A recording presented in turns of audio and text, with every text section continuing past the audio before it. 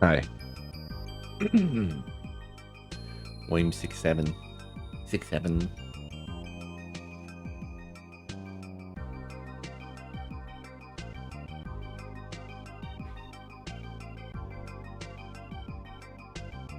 How's it going?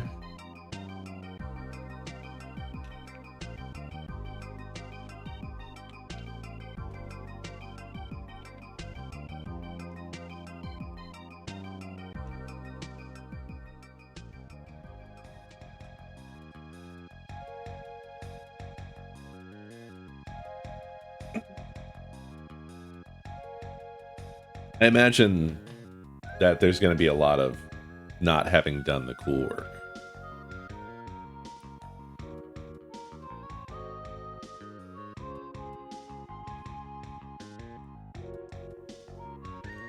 And that's fine. This isn't school. I don't really care. Yes. All right. Matank, thank you for 116 months. You're close enough, Veritrix. 1.5 or 2x that shit.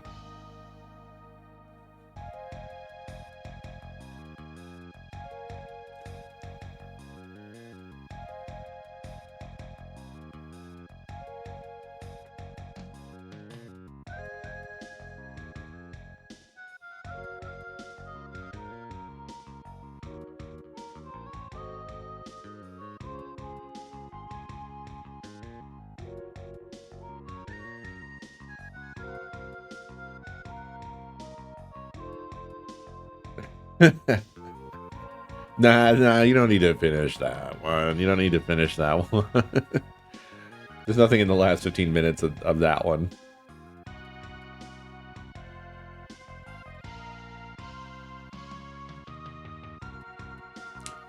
Indeed, we shall get there.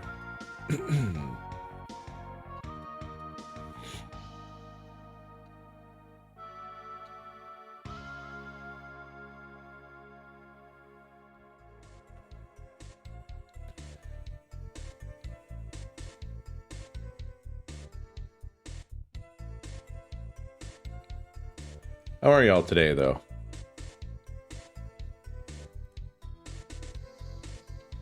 We can hold off on the Tremors talk for a few yet.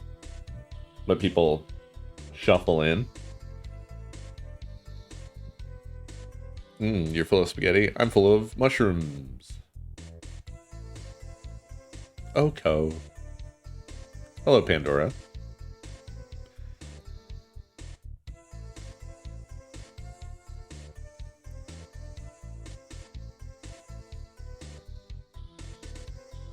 Oh no. Oh no.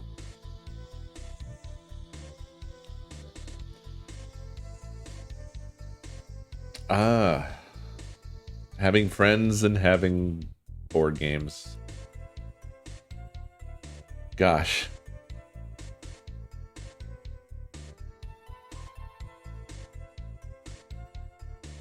That must be cool.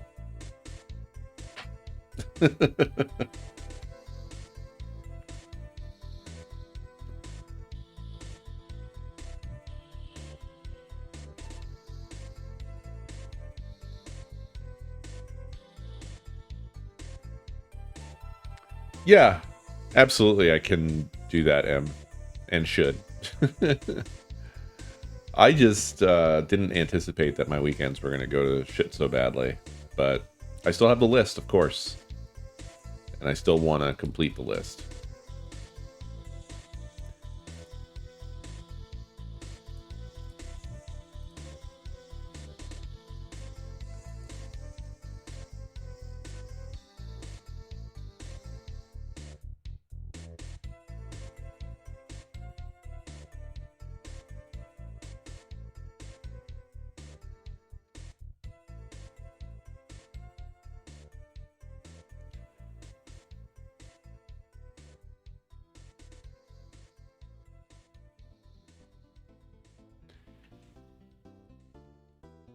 Yeah, I don't know. I feel like we're kind of like perhaps crash landing out of Scream-A-Day, perhaps. The list is still long, even though we haven't been looking at it. I'm debating on whether, because like, look, it's almost April, and I almost feel like maybe we should save the rest of the list until the time comes around again. But I mean, there's really no rules. Just right, Ruby Tuesdays in terms of however, whatever, right? Who cares?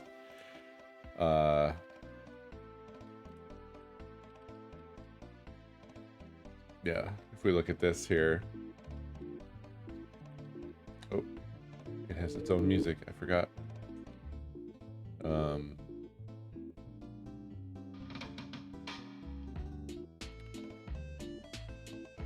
I can do whatever I want. I can just click on this. You guys don't have to vote. Yeah, there was still, what, like 10 games here? Centum, 1, 2, 3, 4, 5, 6, 7, 8, 9, 10, 11, 12, and then, yeah, 13. Tormented Souls is long. Flesh Made Fear is long. Look Outside is really long. Look Outside would be cool to do, even though it's long. It's a, it's kind of a, well, it's an RPG, but it's kind of old school style, but it's also horror. It looks cool, but yeah, I mean, it's a big time investment. I got nothing against any of this, of course. It's just, you know, time is always the struggle. Yeah, well, Scarlet Hollow is also its own animal, right? I'm pretty sure that, as I mentioned before, I would have to basically start over because it's been so long now. I don't remember what the fuck happened. I don't even fully remember everybody's names. I remember Wayne, which is, of all of everybody, you know, Wayne's probably the worst one to remember. Eat the butt up. Sith Commander, thank you for the biddies. So, you know, it's, is it weird for you guys watching me just browse this like it's a web page?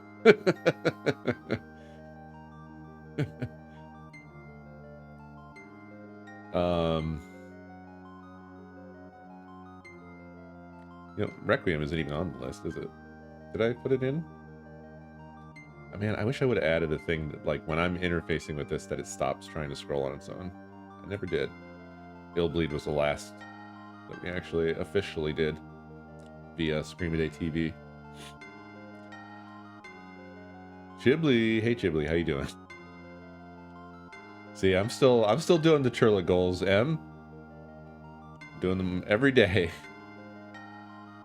Top of my mind.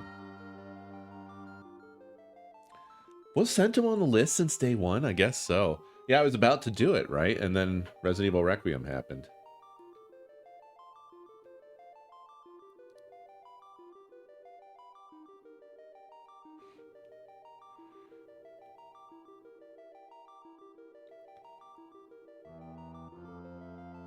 Wow, what is that? Esketamine? Esketamine?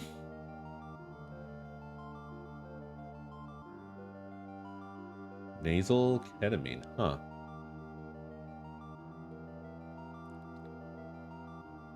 You have a psychologist?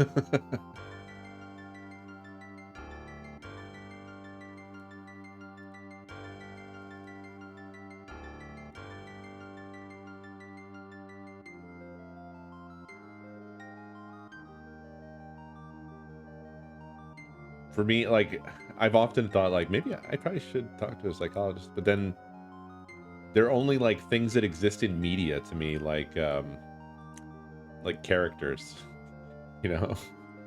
Like the caricature of somebody who's sitting next to, like, you know, the fucking long couch thing that you're supposed to lay on. They're like not real. Sort of my perception of psychologists.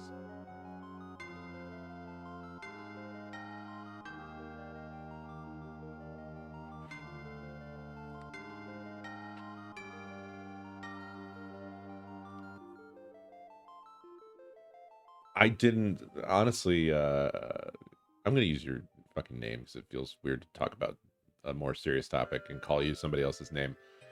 Um, I didn't know anything was going on, but I'm glad to hear that you're doing better. That's great. Really great.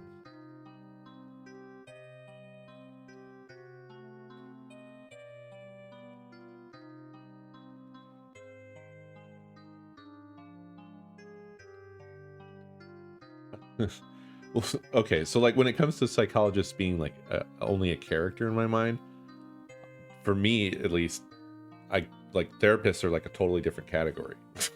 I wasn't thinking of therapists with that. Therapist seems more real and accessible to me. I think that's the difference.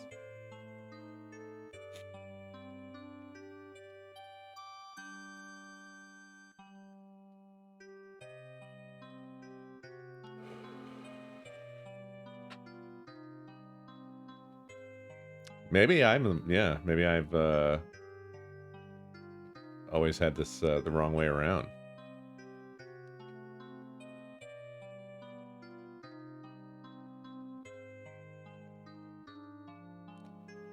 Perhaps that's my problem. I've always been looking for the wrong thing. I've been looking for a therapist. I need a psychologist.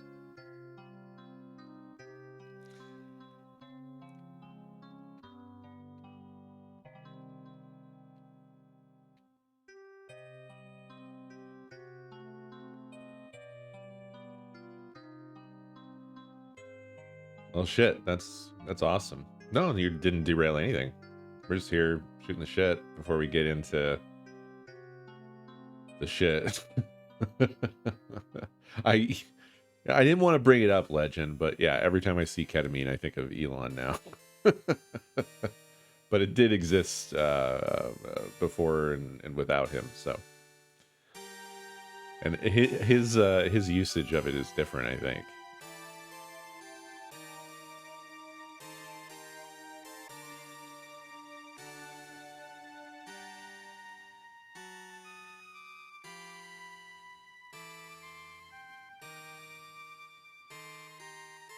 I've only ever tried Lexapro. I swear, like I talked to somebody, and if I'm being honest, I really didn't know at all like what I expected or what I was gonna get. And it was like the laziest. I just feel like I've had just a terrible medical experience, but like it was the laziest doctor possible. And they were just like, they made me do the standard questionnaire, the depression questionnaire. And then it was just sort of like, I can give you a prescription of Lexapro. Like, okay. And then also it gave me like, and here's a church group you can join. And I was like, well, I'll never do that. There's a lot of church-oriented stuff around. And I mean, it's such a... as someone who's just on the outside of that, it's crazy to me how much they have like their hooks into everything. Like that was something that I learned growing up. For instance, I didn't realize that AA was a religious operation for a long time. I thought it was like legitimately, I mean, obviously it does help people, but I thought it was helping people without any strings attached. You know what I mean? So I was really astonished when I learned that one of the like steps or whatever was also you have to become a Christian. I was like, what? What? How? Because to like not realizing that was part of it at all, I was like, how? What? How is that related? What the fuck? So, and then beyond that, so Lexapro didn't really fucking do anything for me other than give me headaches. At least as far as I could tell. I've never had, like, as an adult, I've never found medical care that seemed like it was actually caring. It's always been like, I feel like I'm the shit for what? DJ QJ, thank you for 107 months. I always feel like, I come away with the impression that they just want to get me out of there as quickly as possible. And they don't seem like they're really trying to help very much, has been my experience.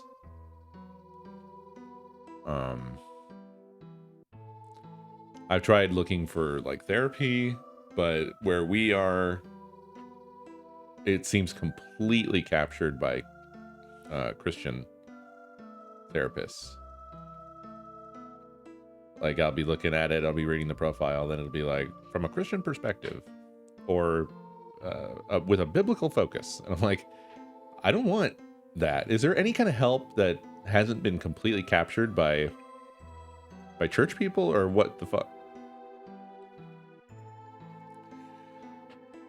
Well, I don't even know how to find that. If all the ones that are, like, well known have turned out to be evil in one way or another, like BetterHelp or whatever else. I don't trust any of them with any of my information, so I don't know where to start with that either.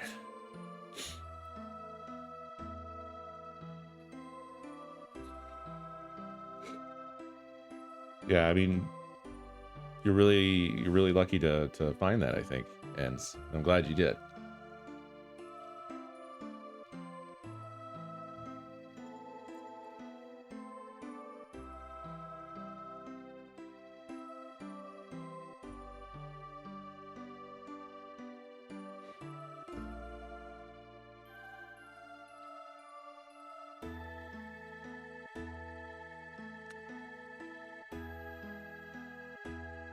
Yeah, I feel like I tried asking about that before, but it didn't really result in anything.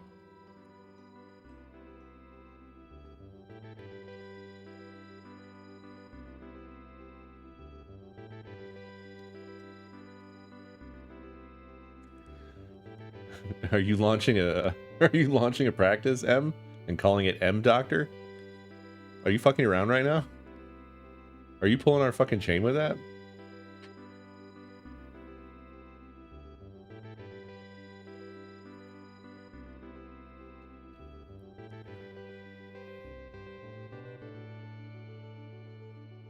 Yeah, I would, like, ketamine's like controlled substance, right? Yes, no?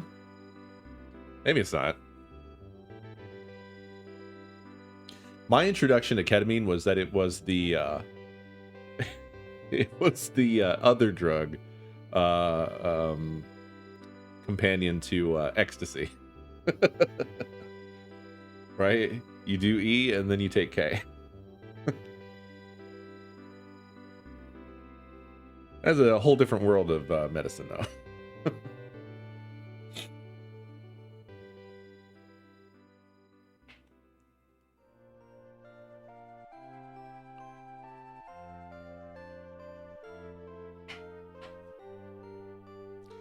Yeah, that's certainly true, C. And look, I'm not you know, like a Reddit atheist or something. I don't care about whatever anybody else wants to do, and I absolutely recognize the community factor, which, you know, secularly we don't really replace that. We don't really have a hey, you're not in church anymore. Well, we have this other, because it's just sort of you know, whatever. As far as, like, you know, if you want community, go find some, I guess. It's kind of how it's handled outside of being religious. But the fact of the matter is, I'm just not religious, and it's really to the degree that I personally, I just find it really repulsive, and I can't imagine, for instance, going to like a therapist or something, or if I had an alcoholism problem and I went to AA, I think there would be a real struggle problem for me with the the Christianity bit. Is all I'm saying.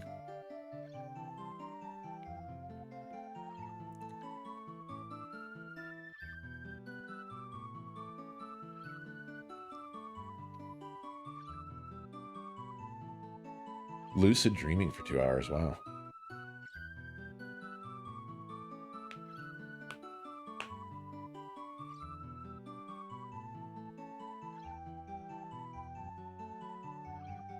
So it's sort of sounds like that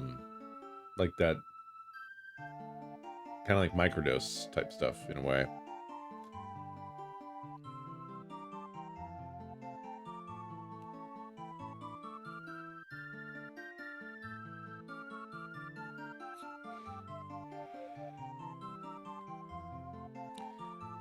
Isn't it, Arfie? I thought it was pretty explicitly had a Christian component to it. I mean, not that you couldn't have other beliefs, but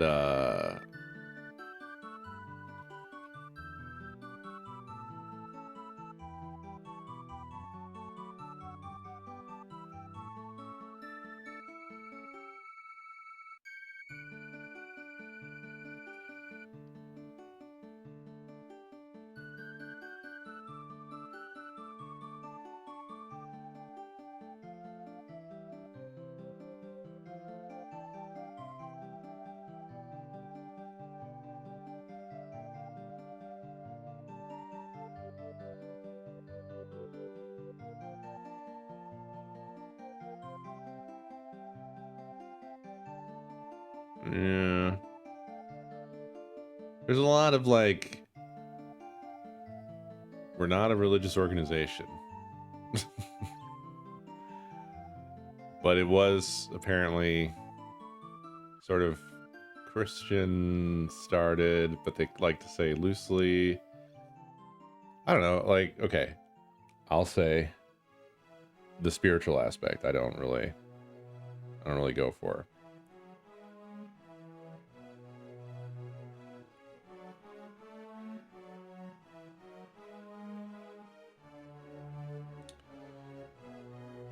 You'll have to forgive me for being a little bit suspect of such things because, like, there's a lot of.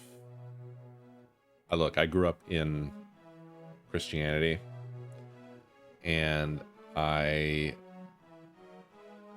walked away from it, and a lot of the stuff that really put me off was this, this sort of like, there's a lot of bait and switch kind of stuff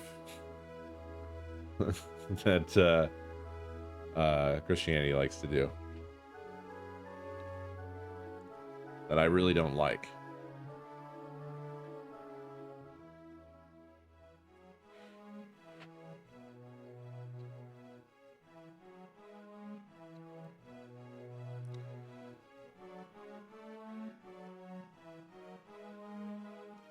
Group of drunks as a higher power. So you're saying, like, for those who don't really go in for the spiritual aspect, they lean into the like having a sponsor or having accountability amongst each other in the community sense.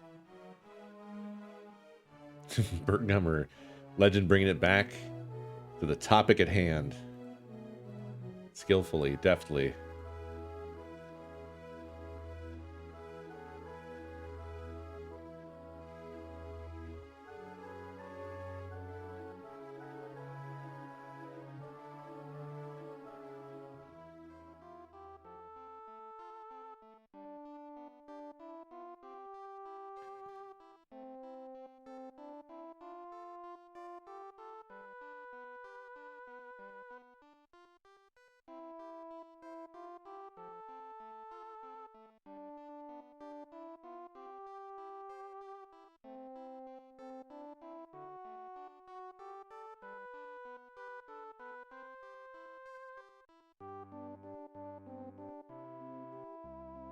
Wow. It began in Akron, Ohio.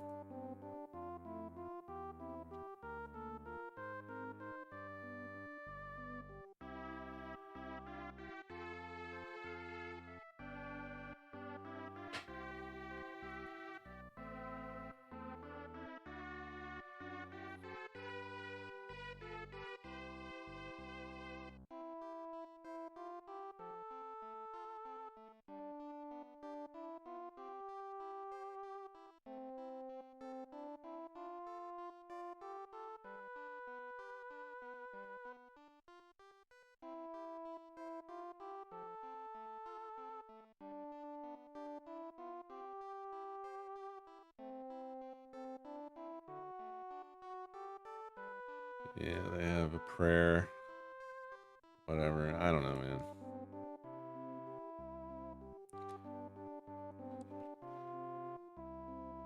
Works for people, great.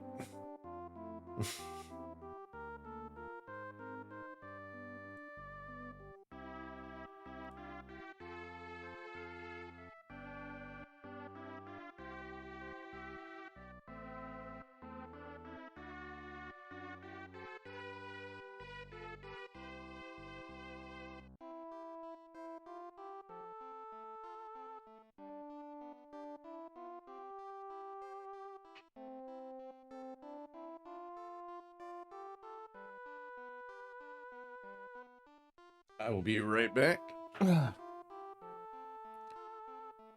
Bleak? What's bleak?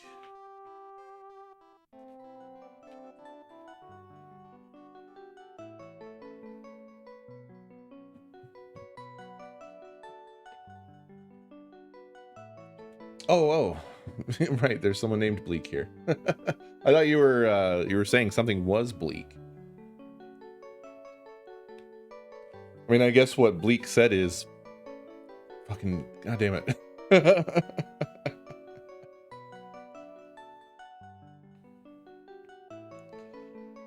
Yeah, there probably are. I mean, I don't know if I would, if I were in that position, I'm not sure I'd want to go to one that label itself atheist either. I would just want a secular experience focused on the task at hand. You know what I'm saying?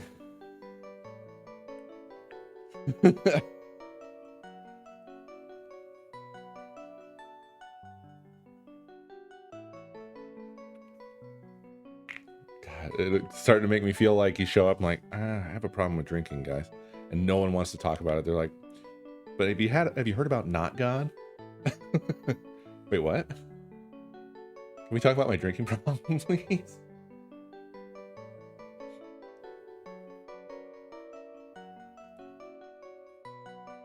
No, I know. I'm just fucking around here. I'm just fucking around.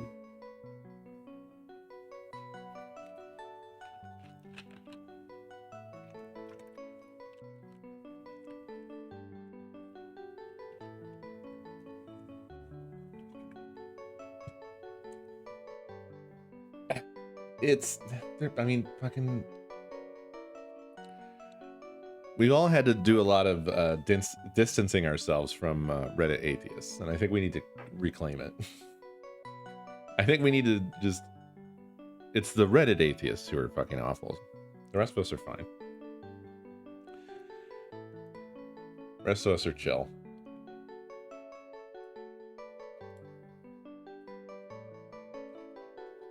Just don't be an obnoxious dickhead about it. That's it. All right, you guys are not allowed. You just can't. You can't be trusted with the toy. I have to take it away. I have to take it away again. Actually, God does not exist. He teleports behind you. Excuse me, my ma'am.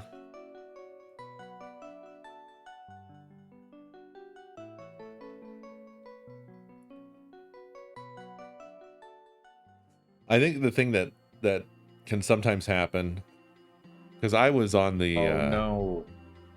I was on that original kind of big atheism wave on the internet, whenever that was, 15 years ago. 10 or 15 years ago. I think it was really like 15 years ago. And I think there's a sort of, I think there's people that come out of it, and in the process of like coming out of like Christianity, and you experience a lot of, you know, negative stuff around it in your life. And then what happens is like you have this pent up, I don't know what to do with these feelings stuff. You have resentment and so on and so forth. There's probably usually a lot of family issues tied up in it, right? Because you probably had someone in your life pushing you around about it, or pushing you into it, or dragging you around, or preaching at you, or, you know, just whatever. And I think people have a tendency, sometimes people go too far in the other direction is what happens. They're just like, they're like lashing out is I think what occurs. And then when you have communities online, what happens with them is they have a tendency to exacerbate, you know, they just, you have this, not really echo chamber. It is that, but that's not really what I want to say, but more like it's just reinforcing when you're surrounded by a bunch of other people who are also experiencing that. And if it's kind of like, it's similar to, you know, the incel phenomenon and the manosphere stuff where like, you know, those guys kind of all grouped together and kept like, you know, it just became like this really tight core thing where they, you know, to a degree where they started making their own language basically. And it exacerbated all the worst aspects, you know. Yeah, it festered and so forth. So the church I grew up going to is like mostly chill and progressive for a church. They do a food bank and community outreach, and I appreciate that. Yeah. And that's, you know, I'm sure that exists. I still have like kind of I have a revulsive feeling just even thinking about like going to or being in a church, you know. But I also don't I don't impose that or project that feeling on other people or anything. I just don't, you know. It's my own issue.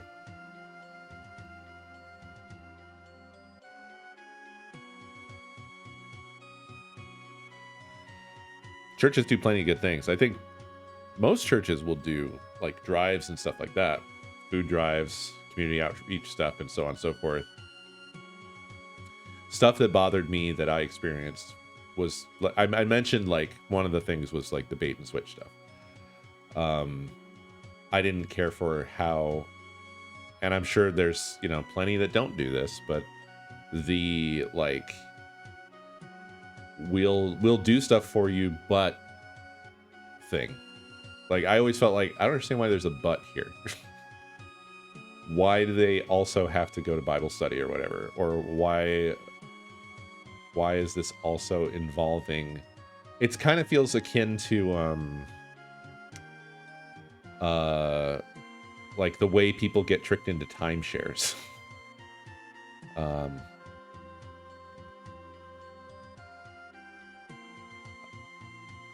Well, certainly that, yeah, for sure ends. But I think what I'm driving at is that it's part of the whole culture. It's top to bottom. It's not just the crazy shit.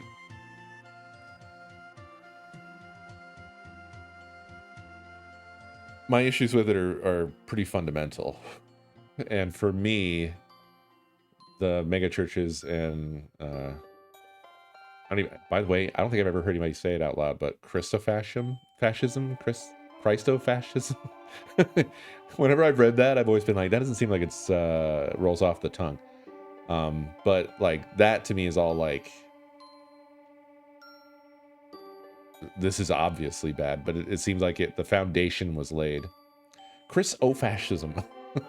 Christo-fascism. As soon as I went to say it, I was like, I've never heard this said. I'm going to botch this entirely.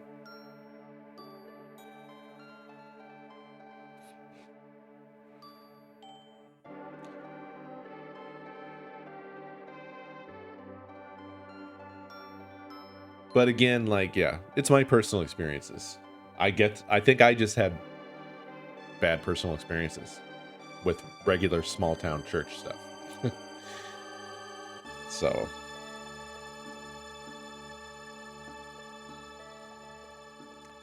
that's why I don't fuck with them.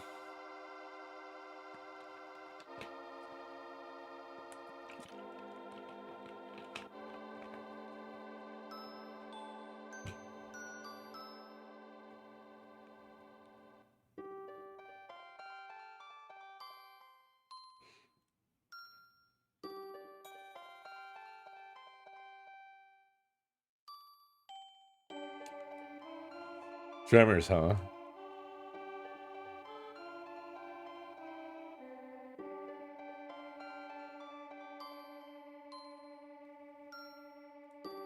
Welcome back, Legend.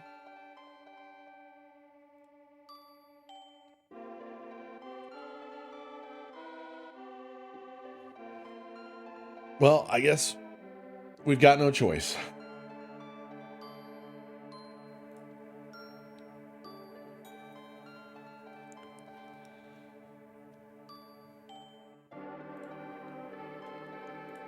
Tremors 6 and 7. A Cold Day in Hell and Shrieker Island, respectively. And they're bad. They're really bad.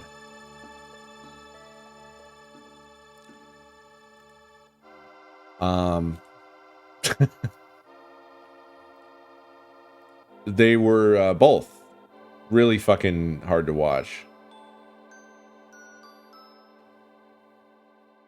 Yeah, that's the face that you should be making while trying to watch this fucking movie. What a terrible... Yeah. Honestly, we should do a poll. A no-shame poll. But I'm interested to see the split on, like, who was able to actually complete the cool work here or not.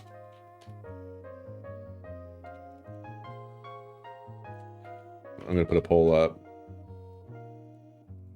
But I'm guessing that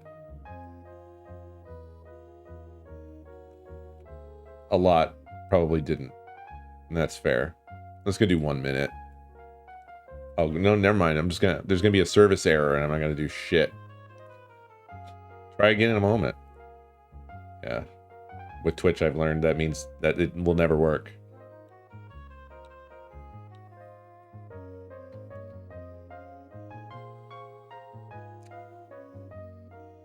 Seven was shit as well.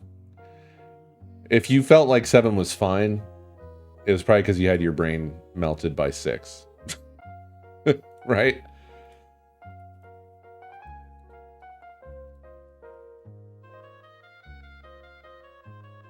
Oh, he said it. Oh, he said it. I can't run a poll. I tried refreshing the page. Service error. Try again in a moment. So, fuck it, I guess. Fuck it. Can't fucking run a poll.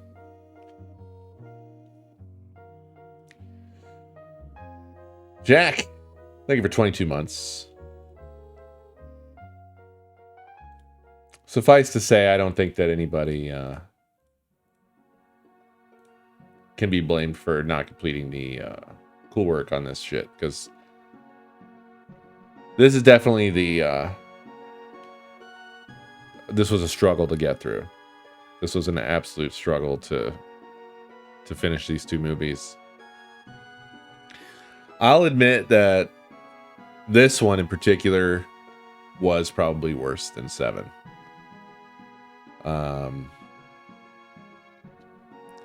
Because this one, wow. There's so much. I mean, it's... Oof. Also, they clearly wanted Jamie Kennedy to also be in 7, right?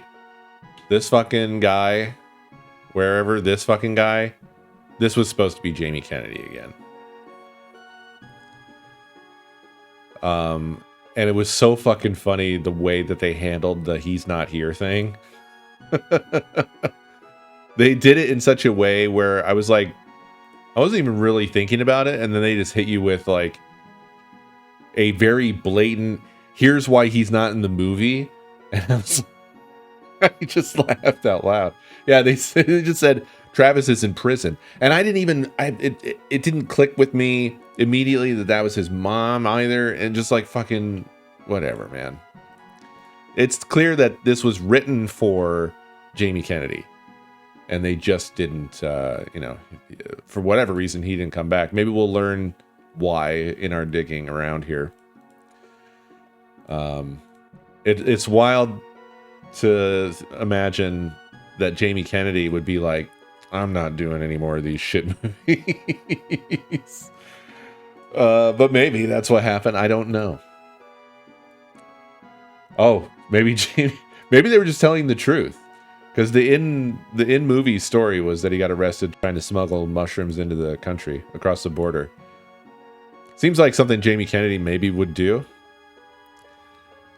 Boy, this movie though was bad. The shit they were trying to do, like they were trying to make Jamie Kennedy into like a sexy action guy, and I don't like. Oh boy, oh boy. It's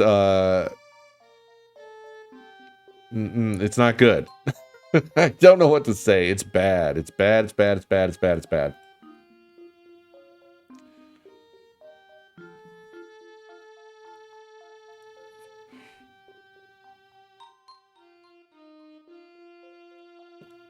Well, let's watch the trailer. How'd you get this number? You from the government? Impossible. Improbable. Ass blasters in the Arctic? Welcome to the Boyd Canyon Arctic Research Station. If you've got ass blasters, you have graboids. Incoming! Go, go, go! Take a couple of tablespoons of cement and harden the hell up, huh?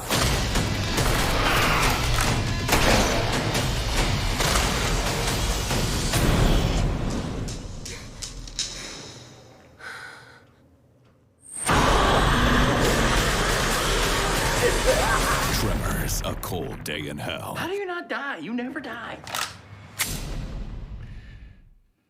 Well, I mean, that's the job of a trailer, Em, is to try to make it look like it's good. It's not good. It's bad. This one, even more than 5, spent a lot of effort trying to. God, like Bert in this one speaks only in catchphrases. He doesn't actually converse with anyone. He just says a bunch of stupid shit. It was like the writer was just trying to invent as many possible catchphrases as they could, hoping that anything, like something would stick. They're bad. I should have written them down. I should have made a list of the shitty, cringe-ass fucking catchphrases that Bert was rattling off constantly. They were also doing that with Jamie's character was Travis is his fucking name.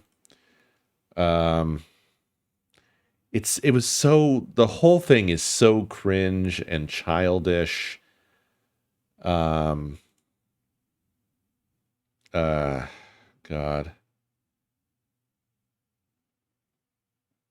Just awful.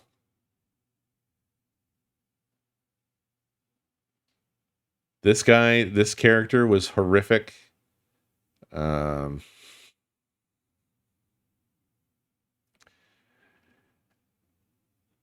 Yeah, quotes, they might all be in there. Yeah, it's really cringe. I suppose, like, there's probably an audience for this shit who eat that stuff up, but how do you get to just like quotes?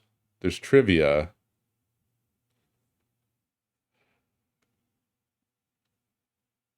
IMDb has a really terrible interface, but they have all the info. Burt Gummer fan fiction.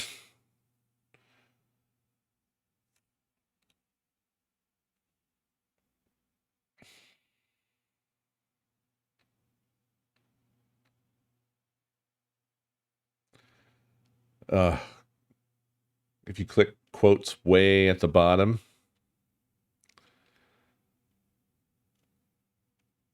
All right.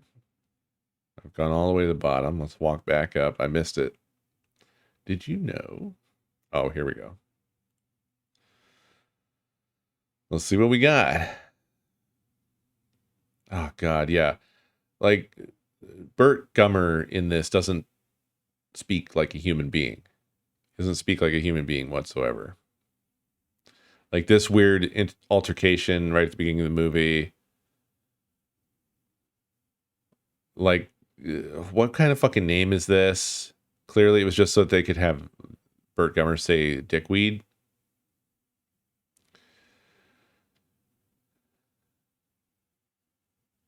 Some of this stuff sounds okay when it's like written down. It's hearing it said that makes it fucking cringe.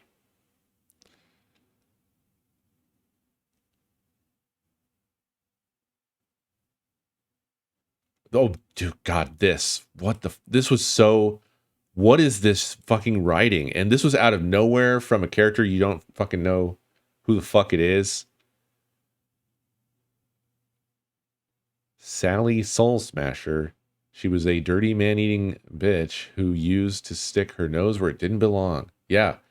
Out of fucking nowhere. Like, this definitely had, like, I don't know. Overall, this movie kind of tried to be like, kind of, man, it's like a man movie. I don't even know what to call it. Just trying to be really aggressive and, ugh. This whole fucking, like, come on, man.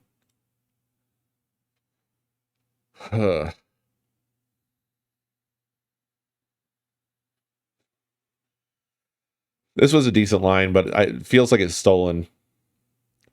I don't know if I want to give him credit for it, Dab. I'm pretty sure this is stolen from something else. This is too smart for the writing of this film. This constant shit, man. I don't know what they were trying to do, but they overgummered. They overshot trying to do like maximum Burt Gummer, and they just like, he's not a human. He's just like a Burt Gummer robot that says Burt Gummer things.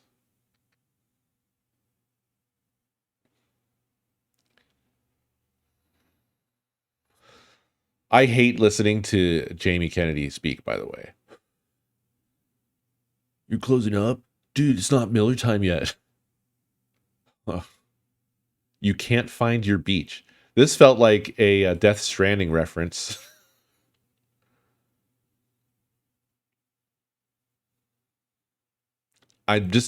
All of the interactions between them are unpleasant. They were trying to do like a sort of, I don't even know. I don't know if there's a name for the trope, but just like the expert and the doofus pairing thing, which they had already tried to do or established in 5. But it was even worse in 6 here.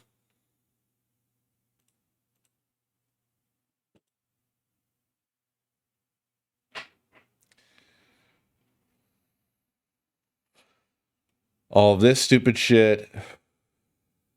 My balls are in the Guinness Book of Balls. One of the things that's really annoying with this movie. No, I think Death Stranding may have come out before this. This was 2018.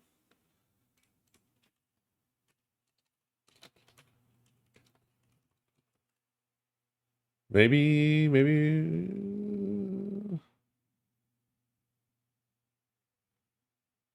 Oh, it came out 2019. Okay, it was before Death Stranding.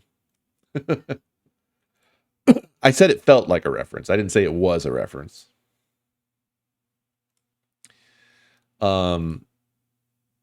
This fucking like not believable thing where like Burt Gummer is a famous monster hunter and an expert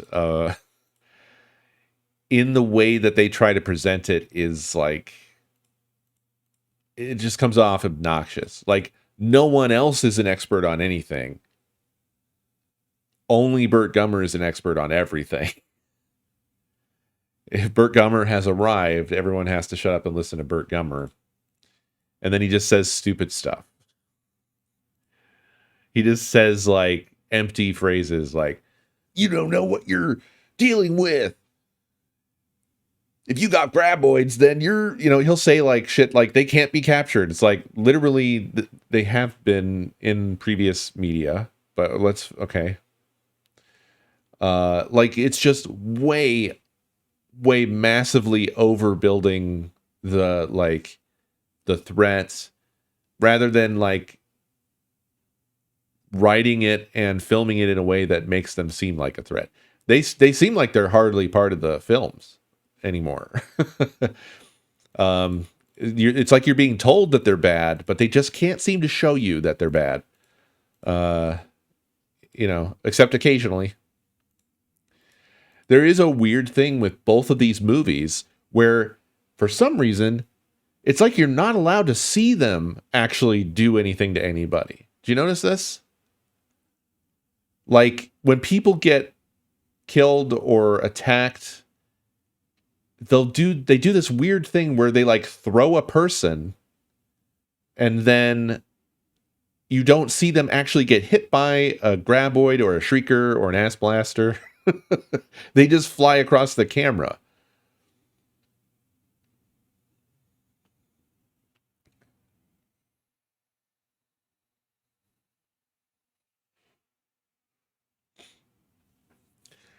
It's weird because the CG again for all of the creatures in 5, 6, and 7 is surprisingly good. It's almost irritating that all three of the last films are shot well. They look nice, right? They look nice. The CG monster stuff is fine. It's not the most amazing stuff I've ever seen, but it's fine.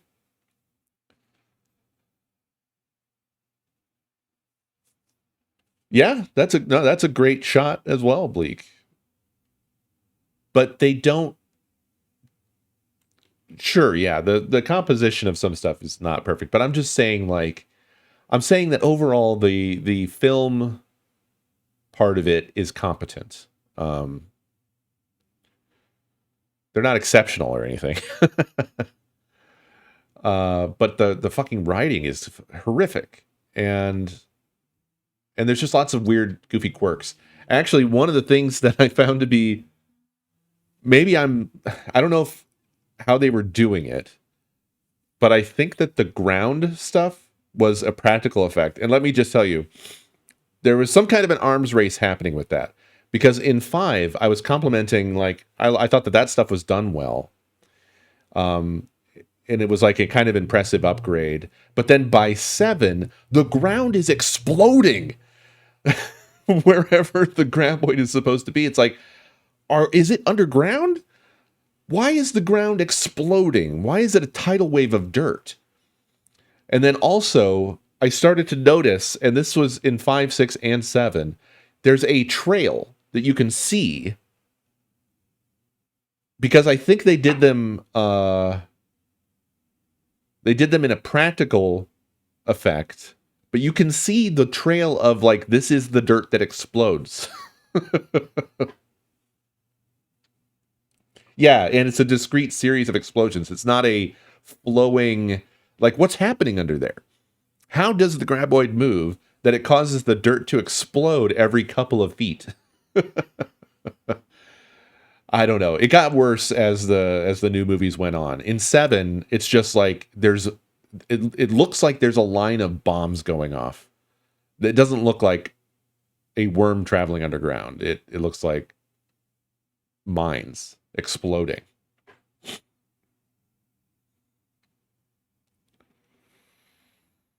Maybe it's teleporting, and the explosion is it's the dirt being offset. It's displaced as the as the worm teleports into the new location.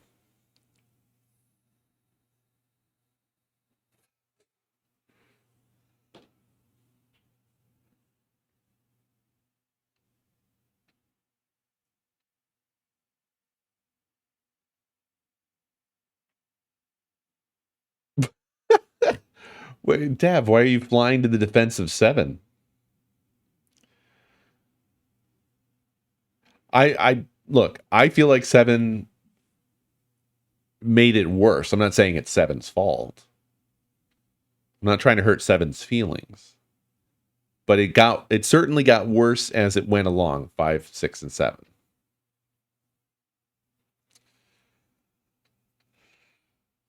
I also like the detail, Dav, of that's how Jack set it up in 3. You're referring to the fire extinguisher, right?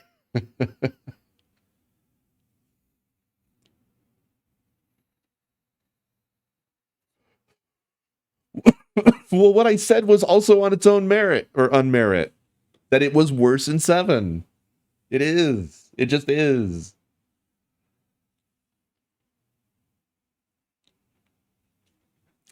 That's not what I'm referring to, Sice. I'm referring to the shots where they are doing this is ostensibly a worm traveling underground.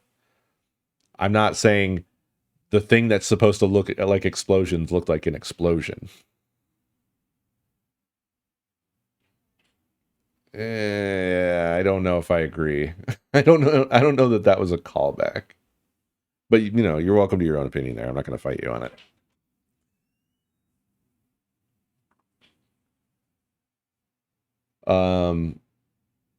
Bert was eaten in 3.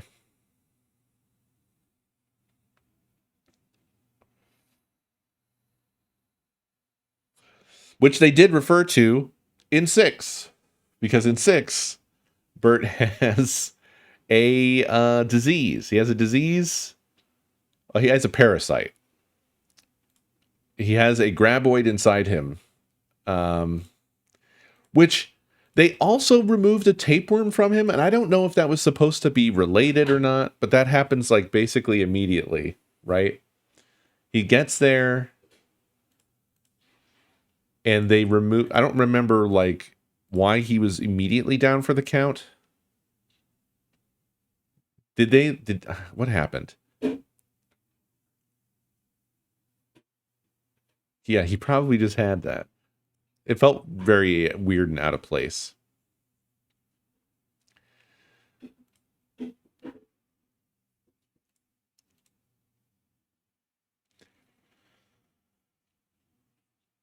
Oh.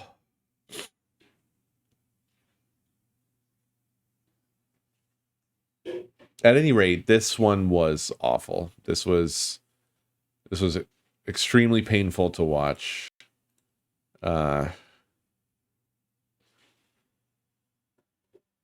Dude, I get irrationally angry when I see this sort of writing for user reviews. Stop doing recaps. You're not writing for like a newspaper or something. What are you doing? Look at this.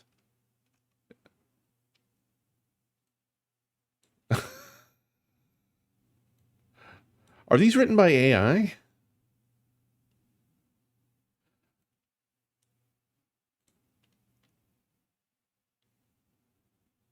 I think this is just a sort of like mind virus that everybody who writes on like who anybody who would take the time to write on a site like this must have this fucking a parasite in their head.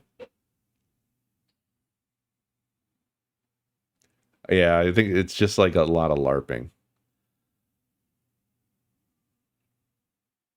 I just want to know your fucking opinion. Just give me your damn opinion. It definitely seems like there's a consensus here, though, I will say. Just sort of skimming along here. There's a few that seem to love it. Let's find out why. One of the best sequel. This will be good, probably, right? I liked that it came back to the original style. What? And we returned a little bit to the first one. I'm so curious to find out what the fuck that means. And I don't think we're going to find out. I am sad it's not the original Graboids and Ass Blasters. And also, we never seen Burt Bunkers again after the series. Wondering how he upgraded it after all those years. Also really liked the fact that they needed to capture a Graboid to save Burt. Damn it. I want more from you. Tell me what the fuck you meant by this. In what way at all was this back to the original style? Also, can I just call out that the fucking beginning of the film where they're at Chang's, once again, similar to the beginning of 5, it seems like they're in a total void. Do you notice this? They're like in a place where the only thing that exists is Chang's and I guess a taxman NPC that can visit Burt. But it's like Burt is trapped in a sort of purgatory by himself. Yeah, there was no town, nothing anywhere around it. It's just by itself, alone. Really, really weird. It was really bizarre.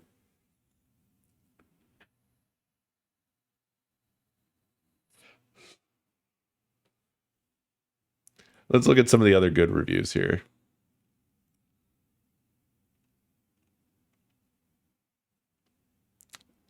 I want the ones that really think it was amazing. All right, calm down. Let's see.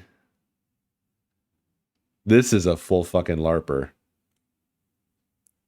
Right? No? I guess not that much. Opening it like this feels so much like you're like about to do a pretentious review. Starting with a quote.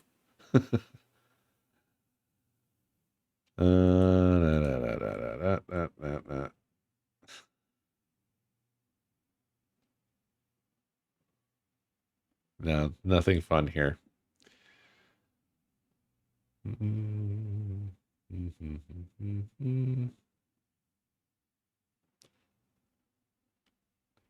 You look obnoxious. Oh, buddy. What do we got here? Chances are, if you're watching this movie, you're either a diehard fan of the long-running cult franchise, or you just stumbled across it on Netflix and put it on a whim. Yeah, or you're in the Enjoyers Committee, and I forced you to watch it. You could do a lot worse. I'm not... maybe. It's pretty bad. I hate this fucking style of writing. Sure, it never quite recaptures the wonderful mixture of thrills and laughs that the original had in spades. Heck, it's not even one of the better entries in the series. But it is a fun one for sure. And as a fan of Tremors, blah, blah, blah. Ugh. Skip.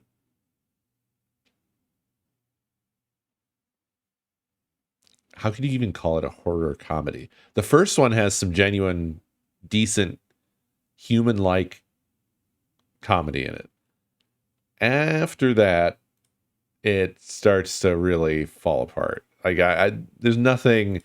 The writing is pretty flat and awful. 4 is good, and the series has some good stuff, but 2 and 3 and 5, 6, and 7 all suck ass. These films are peppered with references and callbacks. And this one is perhaps the most bombastic of the bunch. This one has the most like sexism and you know, masculine, like sort of toxic masculine shit going on for no reason.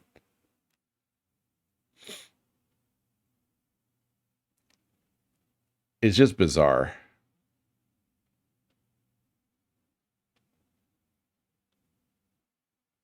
I also really like Jamie Kennedy this time around. Scandalous, I know.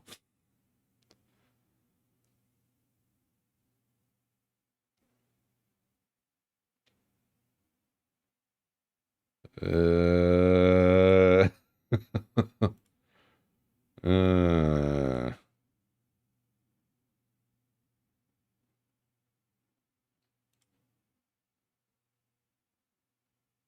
oh, does it? Does it start to feel a little contrived after a while? How long's a while? 5 minutes?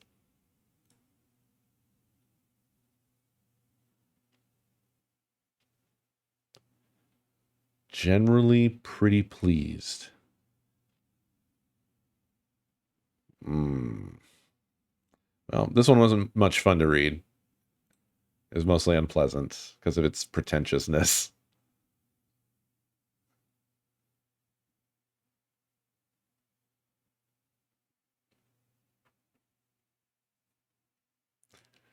A decent addition to the series. Unlike the previous entry, this sequel feels more tonally similar to the first 4 Tremors films. Does it? In what way? In that it's shit? 4 is better than this. By a lot. 3, it's arguable as to which is worse.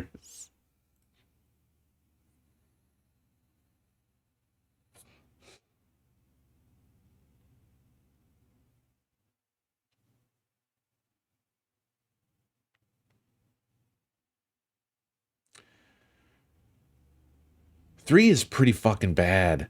3 is pretty bad. But 5 and 6 are very fucking bad. I don't know, man. I don't know. I guess I'll give 3 the grace of being...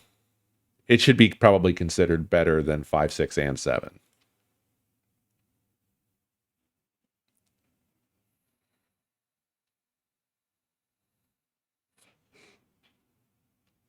Are you fucking kidding? Do you have ears to hear? What are you talking about? This is one of those things where I feel like you're telling on yourself. If you say something like this, you're revealing something deep about you. I found him to be so much more obnoxious in this film. So much worse. And he was bad in 5. Yeah, okay. That's I'm speaking on the whole. On the whole.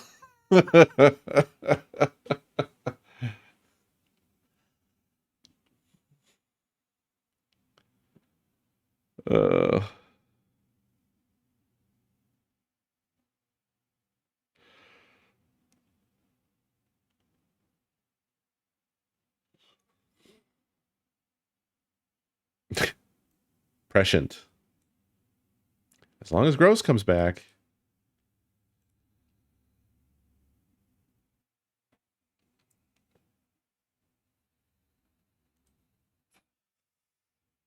Yeah, I don't know. I don't have tons to say about either of these movies. They're bad.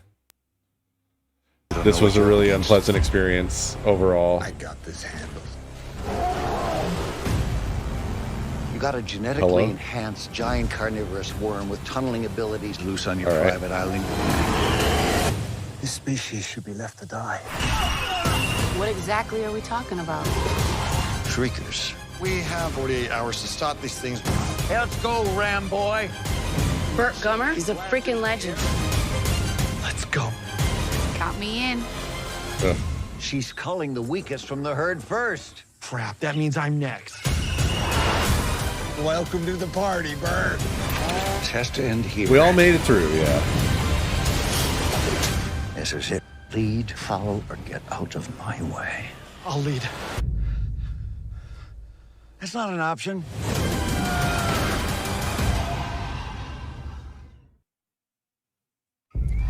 You don't know what you're up against. Yeah, Shrieker Island.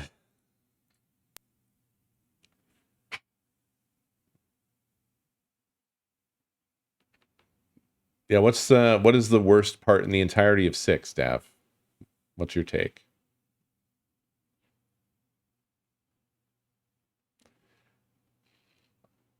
For me, it was all of the dialogue.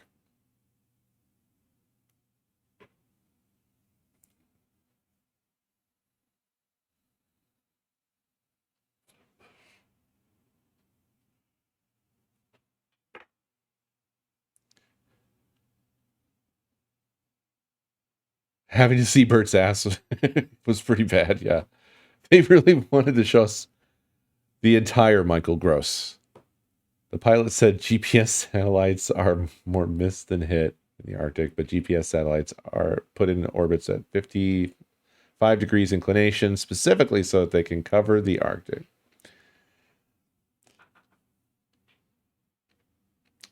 There is, though, Dav, something true to this, isn't there? There is a loss of accuracy or something. I don't know it off the top of my head, but I feel like I recall learning about this, that there's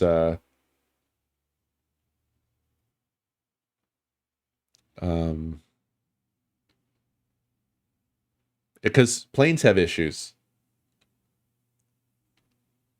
Good night, Em. But I don't remember why. GPS.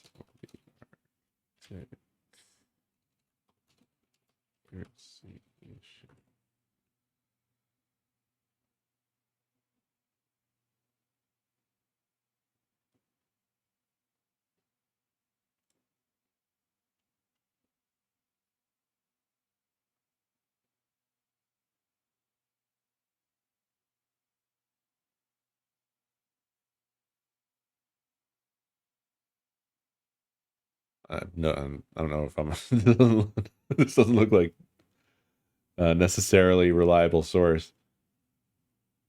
But let's just see what it says.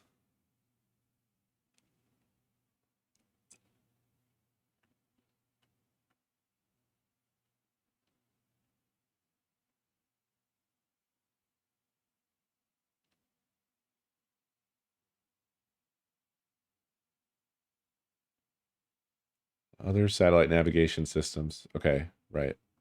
So they follow one of 6 orbital planes, all at an inclination of roughly 55 degrees, like Dav said. Though some other satellite navigation systems, specifically Galileo and GLONASS, have higher inclinations of 56 and 64.8 degrees. The Arctic Circle, meanwhile, begins at 66.5 degrees north.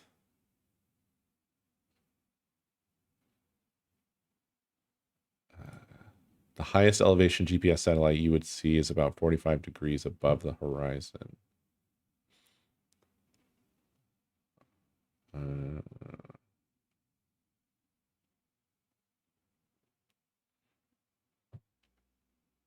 I see. So it's because of they're like, right. Right, it's like it's a precision issue, right? Because of the angle and the blah, blah, blah.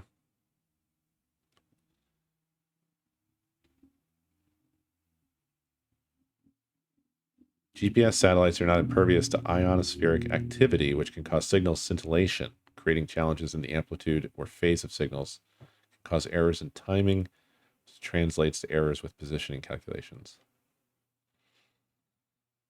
I mean, it seems like there's genuinely a problem there. And I had heard of it before, so I didn't really question that in the film. I mean, I don't think they were trying to say. They just said more miss than hit. They didn't say there is no GPS.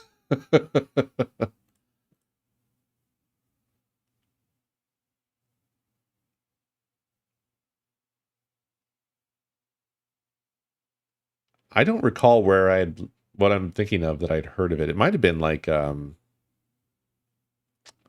might have been a CGP Grey video or something. That seems like it's coming to mind. He did a bunch of shit about how airlines work and stuff. Oh, well, yeah.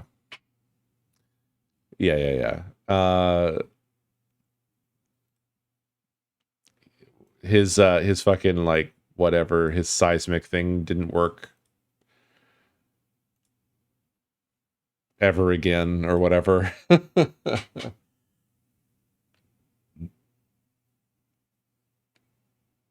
Yeah.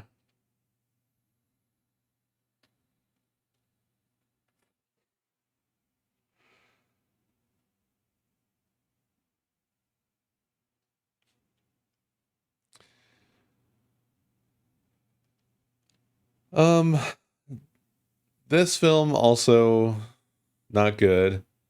I will concede it is better than it's better than 6.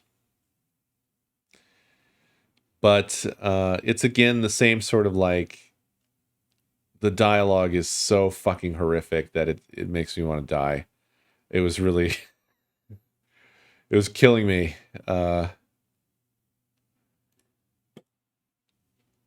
Really, really, really difficult to watch.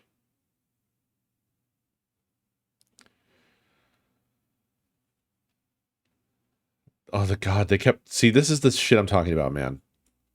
They kept trying to make shit up. Like, make up catchphrases that just sound like you're just talking too much.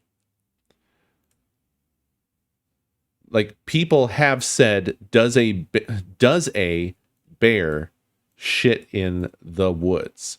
No one, other than now Burt Gummer and one other character in this film, has ever said, does a wild bear shit in the woods and wipe its ass with a white rabbit? What?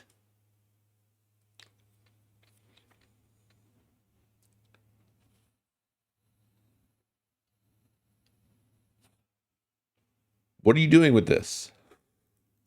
It just feels like insane. Like Burt Gummer, just like the way he talks, you wouldn't want to be around him because he's so obnoxious. He's just saying a bunch of stupid shit no one's ever said before for no reason at all. Like, just like he's trying to sound cool, but it's not cool.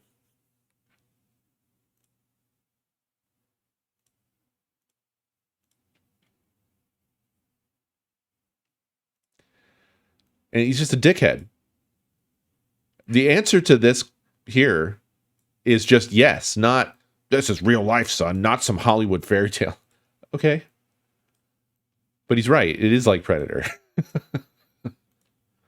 I just don't understand why they made the dialogue choices they made.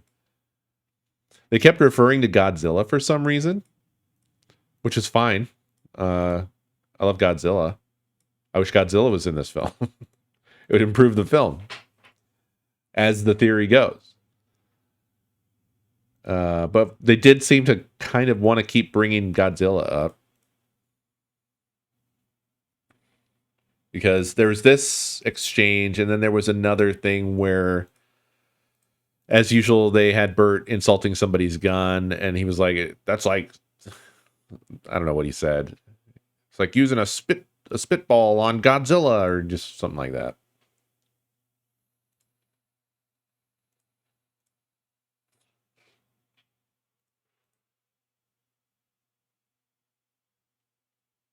It's really wild to me, the things that people will pull out for this quotes thing on IMDb. Is this like, what is it? Just, is it super literal? Like, it's just literally the things that are said in the movie, or is it meant to be the good things that are said, the notable things that are said? Because this ain't that. I can't imagine being a person who saw this stuff or heard this and was like, "Whoa, wow, that's cool. That's a cool thing that he said. Wow." All of those characters around this guy, the hunting thing, obnoxious as fuck. And I was glad that they all got killed very rapidly. I was glad that they were removed from the film very quickly. I didn't like any of that at all.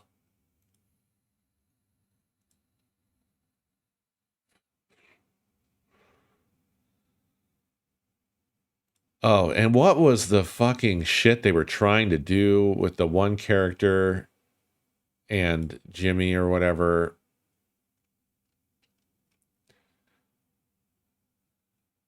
These two. What the fuck was that shit? I don't even know. This character was fucking terrible. Yeah, it was so out of nowhere. And then she was just like, I don't even, everything that she said, it was just like, this is just a guy talking. This is a male writer speaking through this woman. It's so strange and bad. Oh yeah, she looked really familiar to me. What has she been in? Why is she so damn familiar?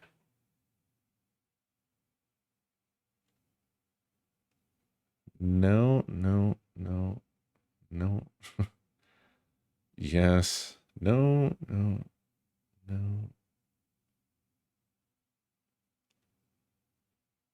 I haven't seen anything else that she's in, but she seemed very familiar to me.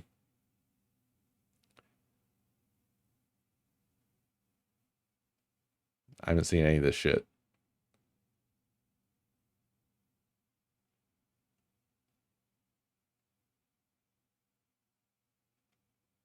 Nope. Known for Tremors 7? Did it say that? Oh no.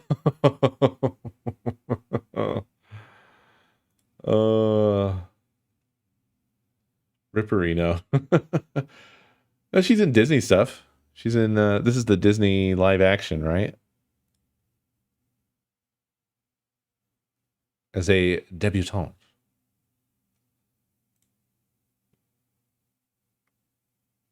I don't know why she looks familiar, but I guess I'm just mistaken.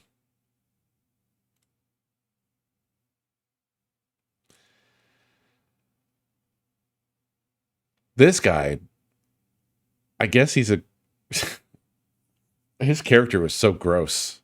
And partly it seemed like maybe the guy is gross. He's a really unique looking fella.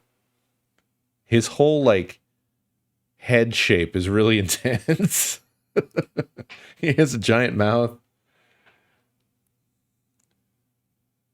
The guy above is gross. You're right. I'm sorry.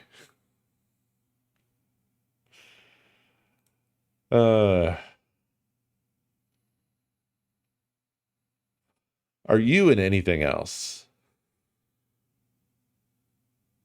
What? Okay, well, he's not known for Tremors 7. Well, he's in Vampire the Masquerade. I don't know any of this shit at all. Nope. I've seen that.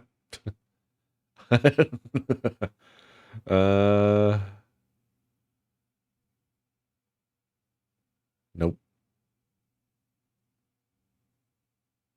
A lot of video game stuff, seems. Oh, he's in The Death of Stalin. Huh. Interesting. Peaky Blinders. Okay. All right. An evil clone of Jonathan Ross. Yeah, I guess. I mean, does Jonathan Ross need an evil clone, or why? I don't think we need two.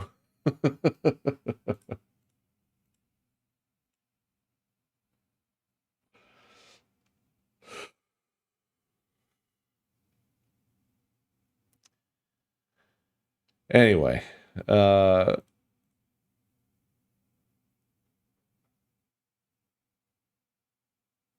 this film was just very, very, very bad.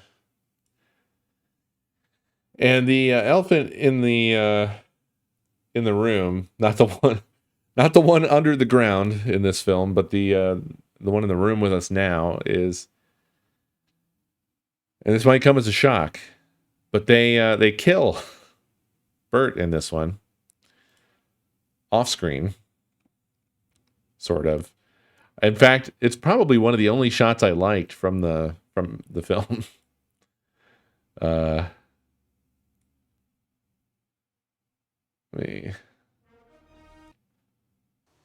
Also, the ending is very fucking ridiculous for this. Okay, let me see. Yeah, here we go. Look at the explosions. The ground is exploding. Bang, bang, bang, bang. Yes, that's why I mentioned off screen because that's what that means. So this happens. And then this. the sideways falling finger where he looks like a stiff was very funny. And you see him like get eaten. But then you don't see him in the mouth there. But I mean, he's...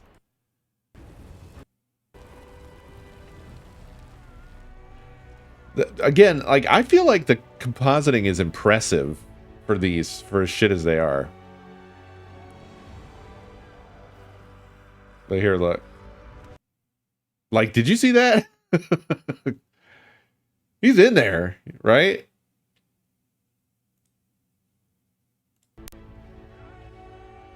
Does oh yeah. Here, let's do our own slow-mo. I thought this looked impressive. This is just funny. This is fucking funny. Look at that. It's pretty clearly eaten, right? If you really look at that.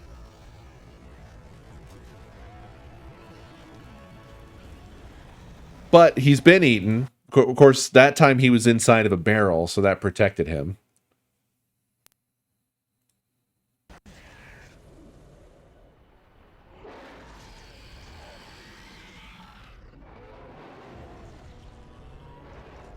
And then onto the sticks and kerblam. If he was alive inside of it, he ain't now.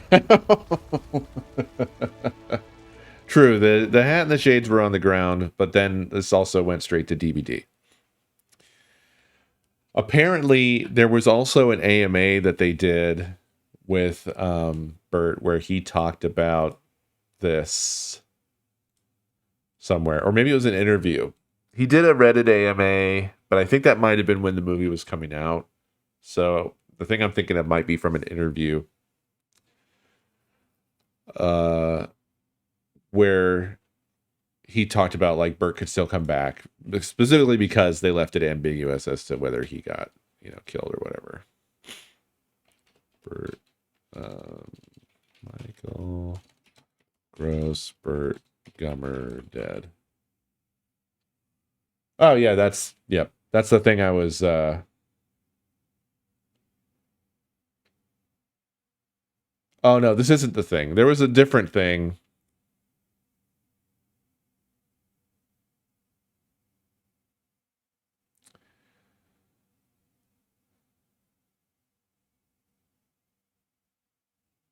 Bert Gummer dies when Michael Gross dies.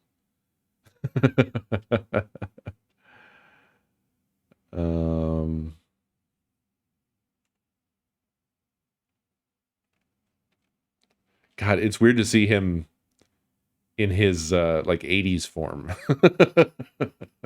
His 70s and 80s appearance is so different.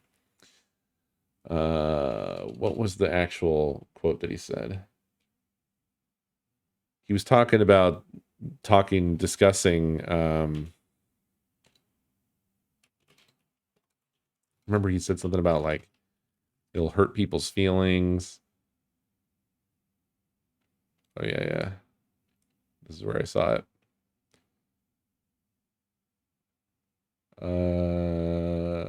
They didn't. Oh, okay. I don't know. They didn't provide a source for whatever, but Universal and the director came to me with this idea, and they said this could be emotionally very powerful. if we have to say goodbye to this man after 30 years. And I hemmed and hawed, and I thought about it a little bit, and I said, you're absolutely right about the emotional gut punch this can be. Is it? Like the world that they're living in that feels like so separate from the reality of what these films are. And I said, you're going to hurt a lot of people's feelings. And I said, but I thought this franchise was over after 4, so I could certainly live with it being over after 7. What we negotiated, well, it wasn't really a negotiation. We all agreed on this. In other words, you were contractually obligated. Is that we kind of left the door open because although Bert is gone, we never see a corpse. We never see his remains. Everybody assumes he's gone. Is he buried somewhere? Is he unconscious somewhere? We never see Bert dead. We see Bert gone. We see Bert not returning. What does that mean? Has he been knocked out? Does he have amnesia somewhere? Does he wander off? Is he in some kind of a coma? So yes, the way it ends is pretty profound. Come on, man. As regards to the end of Tremors 7, let me just say that while people assume Bert is gone, we never see his remains, do we? Just saying. The only reason he has become the main character is that everyone else in the original cast moved on to other things. I never thought of him as the central figure, but it just worked out that Michael Gross, like Bert Gummer, was a survivor. Smiley face. These are quotes from his AMA. No one would like to see it more than I. One of my greatest regrets is that so many other cast members fell away over time. Reba was on to other things. Kevin said no to a second. Fred said no to a third. I would love one last go with all of them, but it is not up to me. Frowny face. Yeah, well, problem with all of them, buddy. Fred's dead. There are no guarantees, but for those who wonder aloud if this is the final film, I will say what I've said before. Sales drive sequels. Showbiz is 5% show and 95% business. So if this latest addition to the Tremors franchise sells well, Universal will follow the money, and Universal Pictures Home Entertainment will be back for more.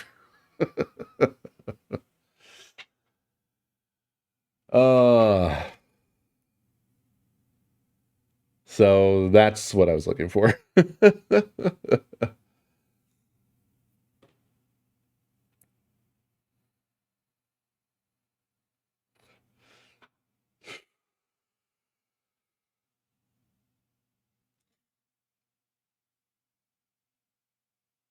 Probably bad, right? They've got to be not good. I don't know if we can get sales.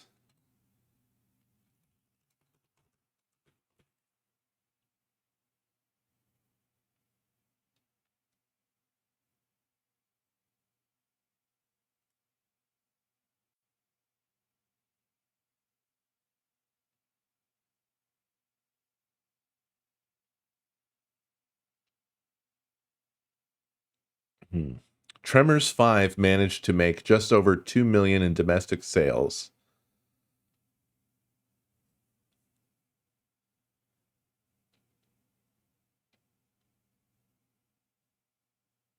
I confess to not having kept up with the franchise. Once you realize that the TV show was a sequel to Part 3, and then Part 5 comes after that, Part 4 being a prequel, of course, it starts to feel like too much homework. But when Part 6 became available for advanced review, I confess I couldn't resist the chance to check in on those subterranean killer graboid sandworms and their now perpetual nemesis, gross gun nut survivalist Bert Gummer.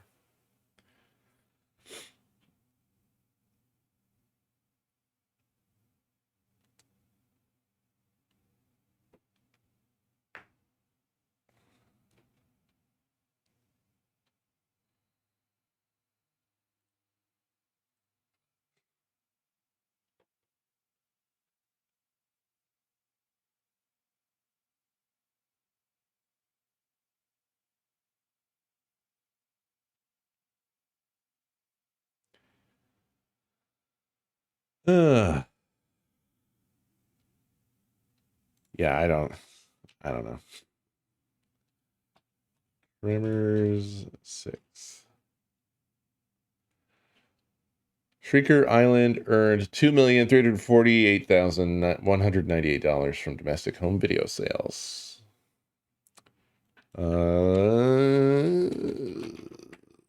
Budget.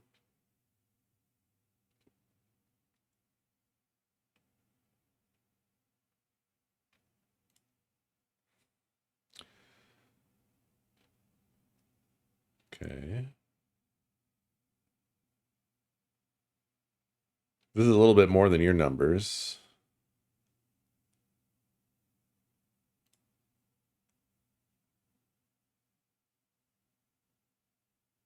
Ah. Damn.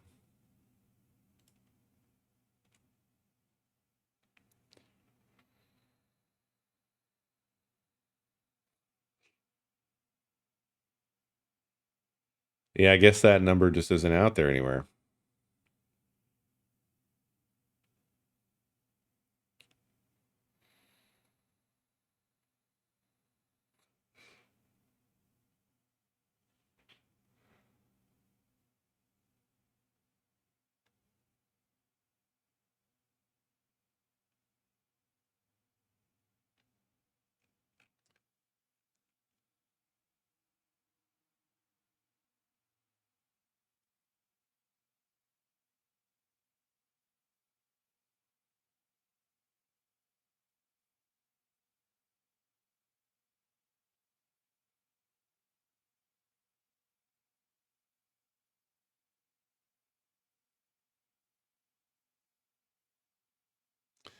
I do want to know if there was a backstory to this here. But there's no mention here.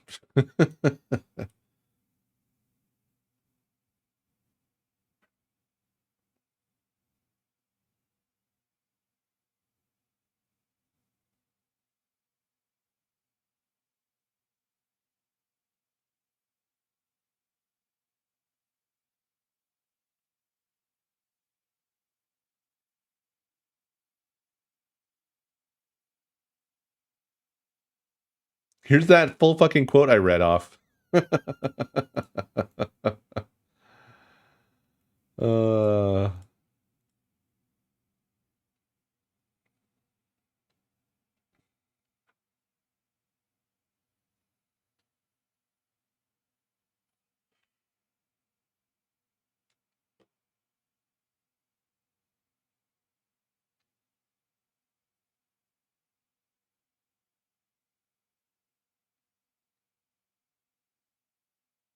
Stampede. Stampede, yeah.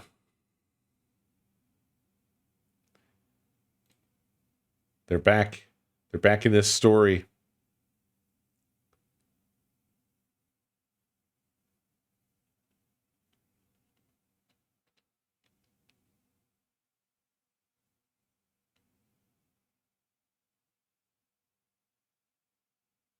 The Land Before Time. This keeps getting weirder and weirder. And City Slickers.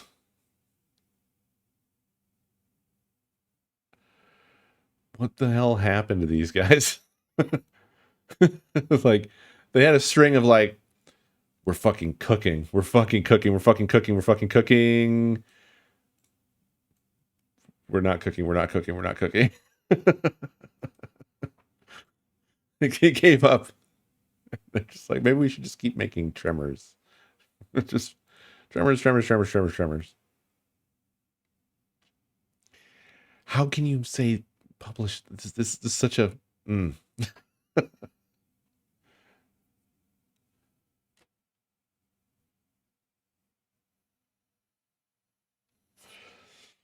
Oh, they didn't offer him enough money.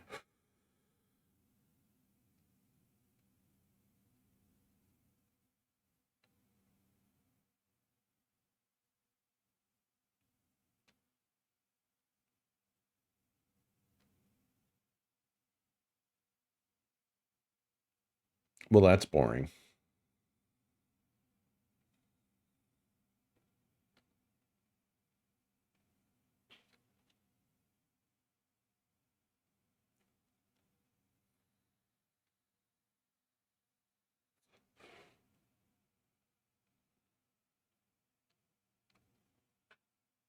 I have very mixed feelings, Omni, about my Bluth experiences as a child.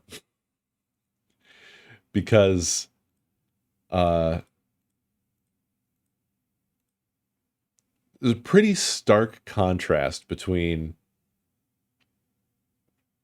the big kids films of that era, right? Disney versus Don Bluth. And I have scars from the Bluth movies. They were good for that reason, of course, but all of them were like, I mean, they were not homogenized. They weren't safe in the way, like Disney films were very smoothed over, so they weren't really, there's nothing threatening about it. You're not going to feel any real strong feelings when you watch a Disney movie from that time. But Land Before Time, oh boy, that's a fucking roller coaster. Rats of Nim, holy shit. An American Tail, what the fuck? God, what else? I never watched All Dogs Go to Heaven, but like, yeah, Land Before Time went down a rabbit hole of holy fucking shit. They will just not stop making sequels to this. There's like 15 Land Before Times. They were mining that shit for all it was worth.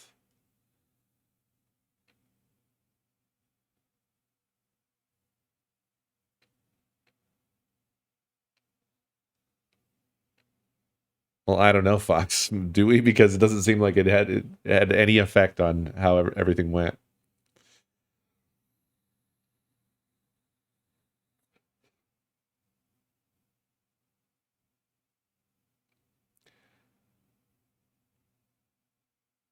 Yeah. I was also pretty young when Land Before Time came out. Black Cauldron was Disney's darkness, and it didn't do well, and then they kind of buried it. Like, they didn't want anybody to know that they did it.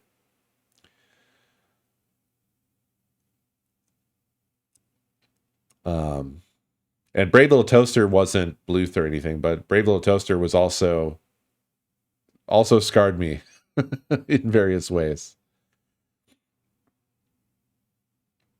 I remember getting the Pizza Hut had you remember Spike from Land Before Time? They had this ridiculous rubber hand puppet of Spike from Land Before Time. I remember getting that at Pizza Hut. No, he wasn't a Triceratops. I don't know what he was. He was a very nondescript dinosaur. He was the one that didn't talk. So there was Littlefoot. There was the little girl one where the actor had a horrible backstory. There was the Triceratops one. I don't remember their fucking names. And then there was Spike. It doesn't bode well that I only remember the names of the male characters and neither of the female characters. Littlefoot, Ducky, Petrie. Oh yeah. And Spike. And Sarah. Oh yes, Petrie was the pterodactyl. I completely forgot he even existed. And then Sarah was the Triceratops, yeah. Sarah, the only one with a fucking like regular ass name. But I mean Triceratops. They were all like playing off of some aspect of them.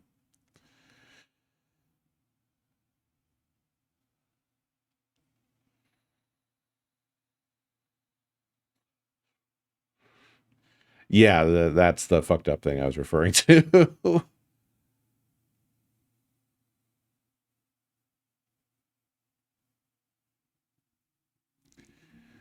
But that movie was like, thinking about it, I don't feel like I really want to watch it. Honestly.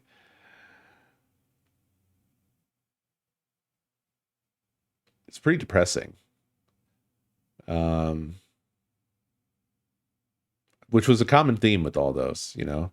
There's a lot of like losing your family, losing your parents, losing just lots of like family trauma in the Don Bluth animations, right?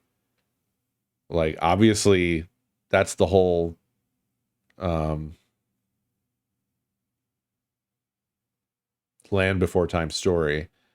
That's also the entire American Tail story. That's also kind of, sort of, partly the the Rats of Nim. Just really traumatic, very traumatic. I mean, they should. I mean, they should be candidates for the enjoyers list. They're good films. That's the thing, is that they're good. They make you feel things. And the fact that it's not always happy things doesn't mean that they're not good.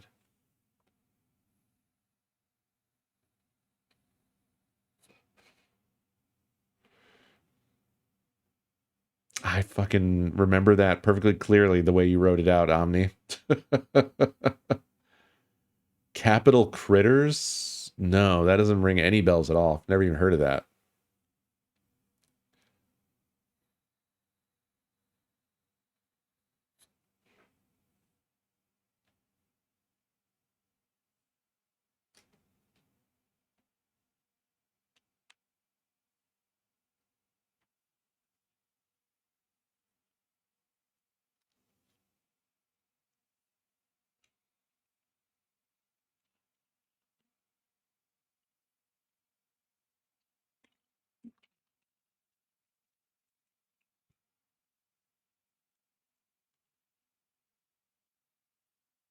Whoops.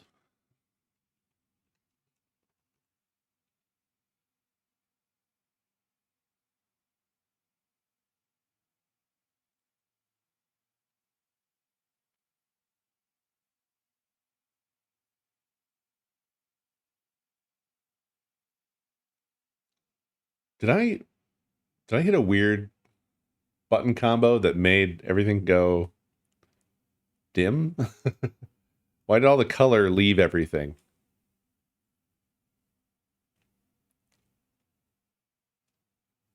What the fuck did I do?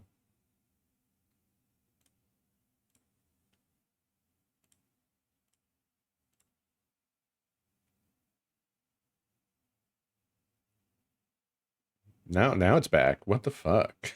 That was fucking weird.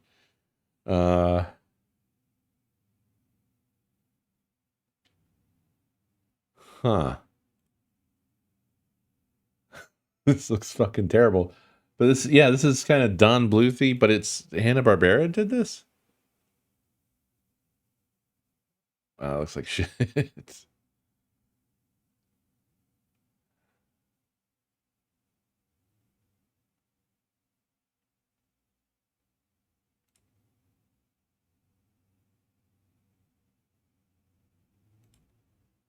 Huh.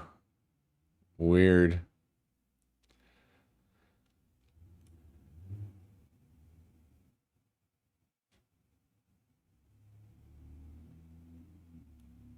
I don't think it's related to... I don't think it's a Don Bluth related thing, is it? Stephen Boko production? No.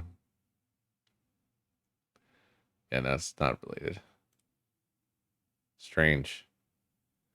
A warning about capital critters. What I read about it going in was that it was a primetime animated series with adult themes and political satire, attempting to compete with and or capitalize on the popularity of The Simpsons. I also knew there was a short-lived line of Kinder toys based on it. From all this, I was expecting a show like Family Guy or South Park are drawn together. At worst, a comedy that's aimed at adults, but the kids watch anyways. What I got instead was the main character's family getting gassed by exterminators in the first 5 minutes. And it's not played for laughs. This is some fucking Watership Down shit. This is Schindler's List, but with mice. What the actual fuck? Thought I'd let you know. Having now gotten through 2 episodes, I stand corrected. The show's big problem is that the people making it had no idea what kind of show they wanted to make. The animation, voice acting, and background music belong to a comedy cartoon for kids, while the writing veers between the most basic, lazy, uninspired politician's bad, am I right, political commentary imaginable, Looney Tunes bullshit, and everything in between. It's silly without being funny, and morbid without having any dramatic or emotional weight.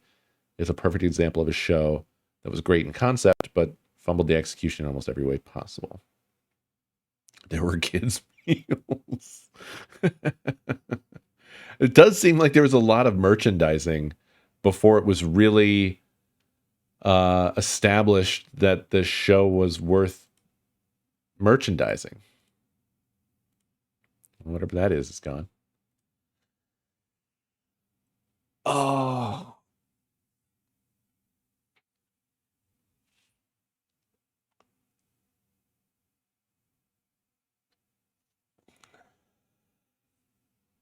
Fish police? What's going on here?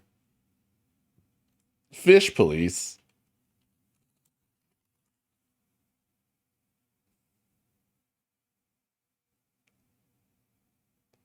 Oh no.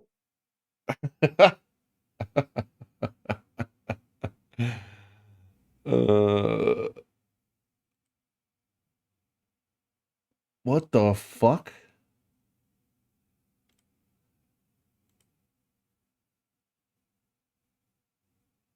What the fuck?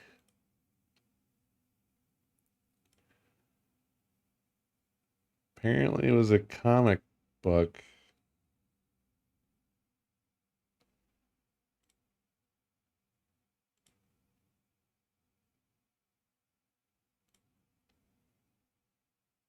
Fish Police is an American adult animated television series produced by Hanna-Barbera.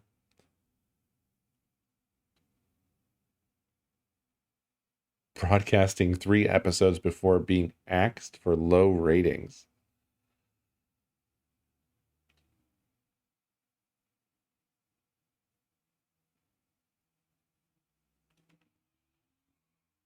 Ooh.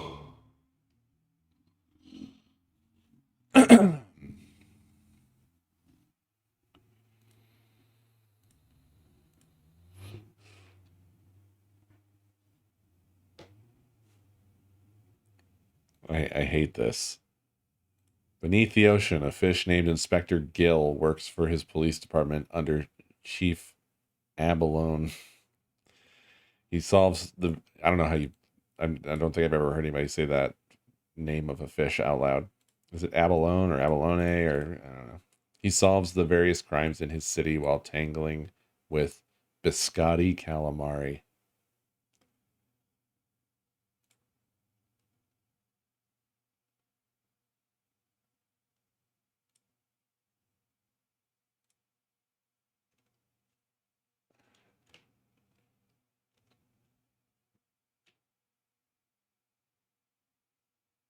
Huh.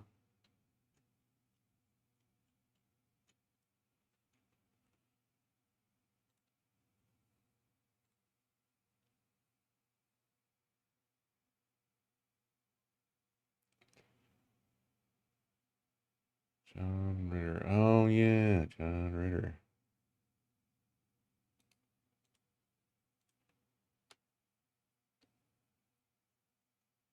Wow, he died young. Ish. Youngish. A while back.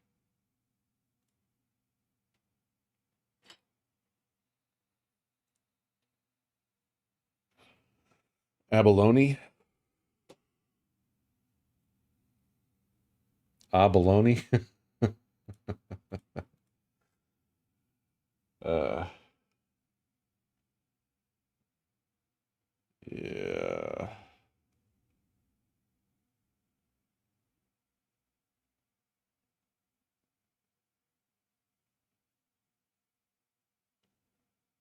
Critics' opinions were mixed to negative. The comics are a lot more varied and better constructed. Their plots worked as mysteries, whereas the stories are just excuses for more fish humor.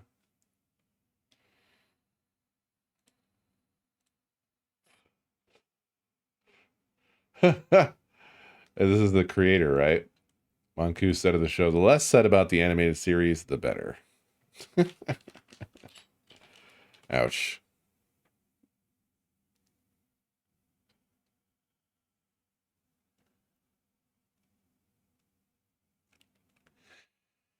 Weird. Oh no, Tim Curry was in this? Oh no. God. I watched a video of him the other day where there was he was at like a museum or a library or something where they just had like a lot of collected stuff, like bits of scripts and notes and things, and they were asking him or interviewing him about everything, and I didn't need to see it. Tim Curry is extremely old. He had a stroke, and it's sad to see him now. I mean, it's great that he's, you know, hanging in and whatever, but it's rough to it's one of those things that just brings you too close to recognizing your mortality. Basically. You know what I mean? Just the hellish and continuous passage of time. Hey, Dave. Yeah, we're really enjoying. You stepped right into us enjoying things.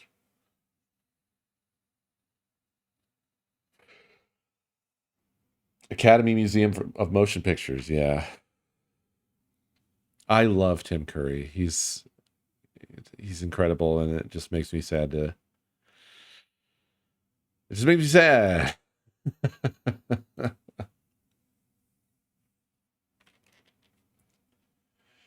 Yes, we've made it through 6 and 7, and we're done with Tremors. We are finally done with Tremors.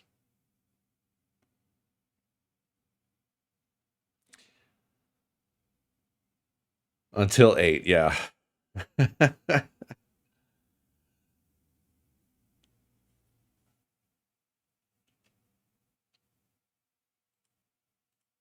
Is there a ready to go Tremors tier list? I wonder.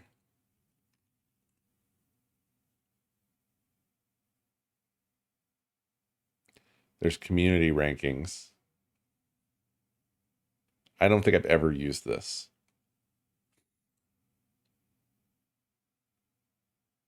Go to template. Oh, lovely. So I can just do this, right?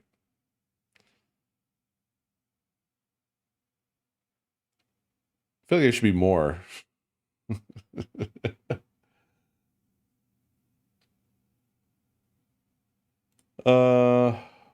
Hit the gear. Add a row below.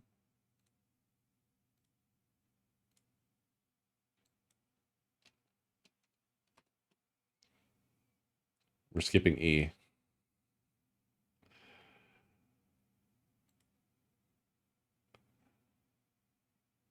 Oh yeah, they do the colors are weird, right? They're not like green is not better by default. Whatever.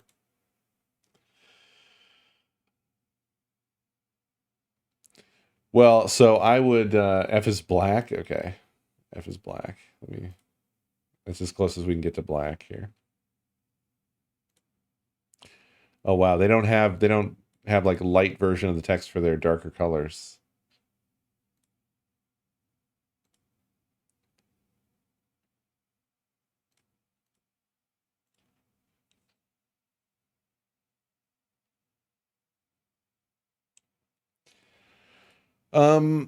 So I'm gonna rank these not based off of not like I'm gonna rank them relative to the Tremors universe, not to the world of movies at large. So this is the series. Let's do the movies in order. As far as it goes, this is quite obvious, right?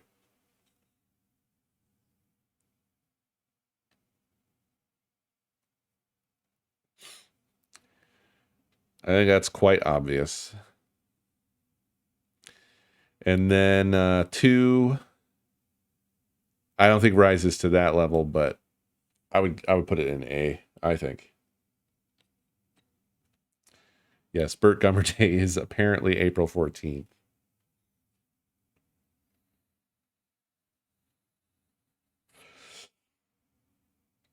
But if we were going to do something for Burt Gummer Day, that's the worst thing you could do.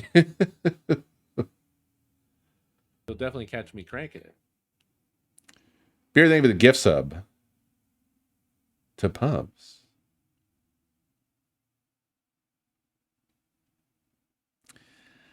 Now,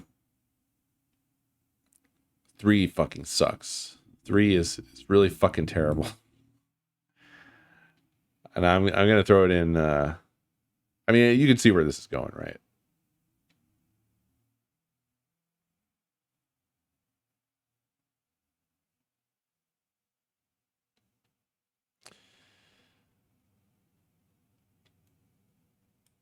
Five is obviously fucko. And 6.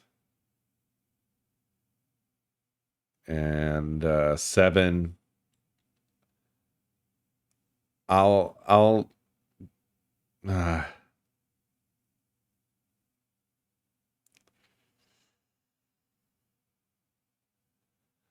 don't know. This is rough, honestly. It's rough down here.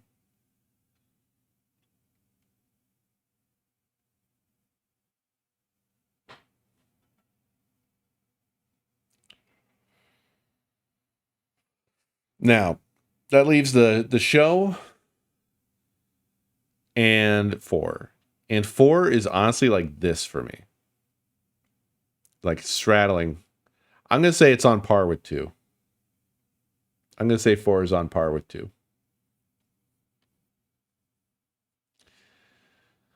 Now,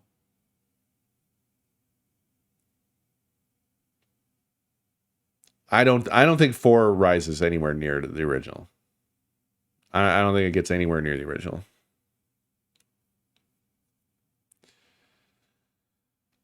But I think it's close-ish to 2 for me. Oh, with how tier lists go, left most is better as well in the inside of a row.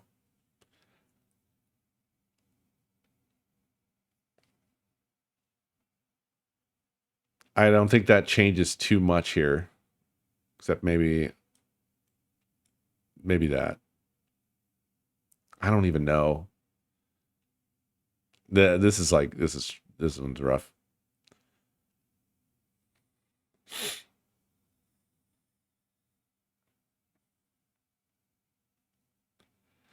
Well, I liked 4 because it had a good heart.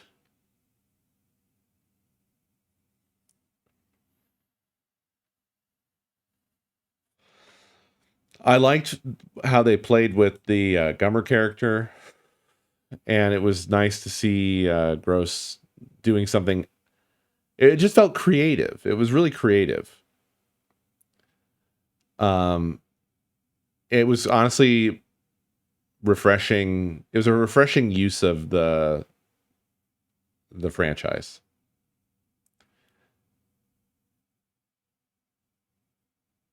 All of the characters in 4 were more memorable than any of the characters in these.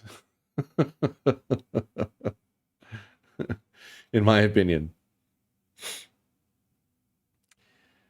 Now, yeah, I know. Annoying sidekick was so... That's not what... I don't know why they keep doing that, but that's not what the original movie had. Neither of them were the annoying sidekick. It was like a buddy cop, but horror Tremors. They were equal partners. But after 2 and onwards, it was like we have to have an annoying sidekick. It's the winning formula. No, it's not. No, it isn't. You don't have to do that.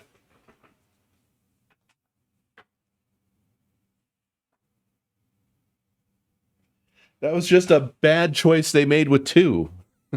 You didn't need to keep it up.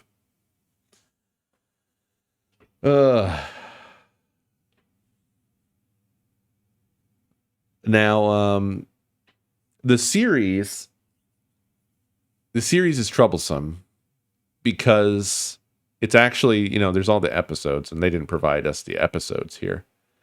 So we have to sort of think about it like as an average across the whole mess.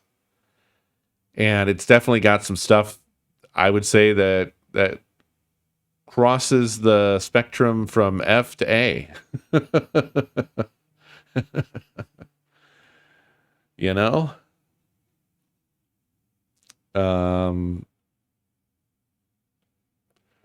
I feel like probably I would land it in either like C or B. Somewhere in there. It definitely got better to me as it went, particularly when it started to kind of become a monster of the week kind of deal. I thought that was really good, but there were some episodes that were fucking horrific. Bert was still a good character in this show. Good compared to all of these. And the other characters were also good, like the whatever the fuck his name was, who took over the tour. That character was all right, and they had episodes where it basically leaned more on him. Oh yeah, it was Tyler. Yeah, Tyler, the Jack replacement. And it still was fine. Like, so I don't know. There were some episodes in there that I actually really enjoyed.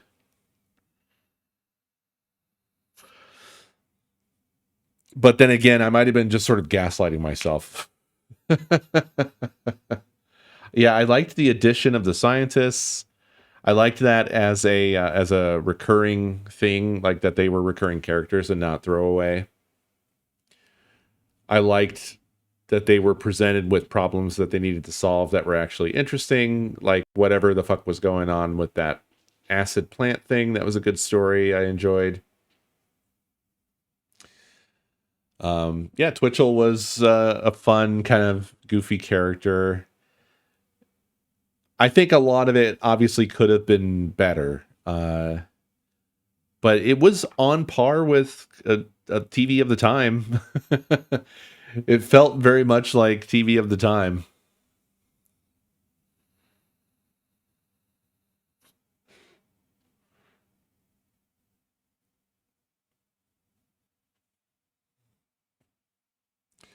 So yeah, I think this is it for me. Rewatching Tremors reminded me that it actually is a good film. It's pleasant to watch. It's it does what it sets out to do, and it does it well, and that's fine. It's not like, you know, it doesn't rise to being called film or anything, but it's a good movie. And yeah, I would watch Tremors again any old time. Tremors 2 and 4, I would say that, I don't hate them. I liked them, but I don't know. I wouldn't go reaching for either of them, really. When I returned to 2, I already kind of knew that I was like, actually, if anything, returning to 2 kind of diminished it a little bit in my mind, because I felt more positively towards it before I rewatched it, and then I was like, this is actually kind of worse than I remember.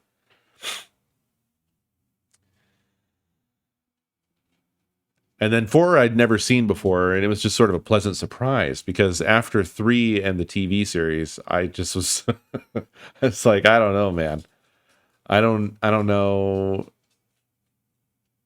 what this could possibly be, but it must be fucking horrific. And it wasn't horrific. So maybe that's why I liked it more, is that my expectations went down into the dirt. Yeah, I had only seen 1 and 2 before we embarked on this. I saw Tremors originally as a rental sometime in the 90s. I don't remember when, but it was not long after it came out. I didn't see it in theaters, but I saw it in the early 90s.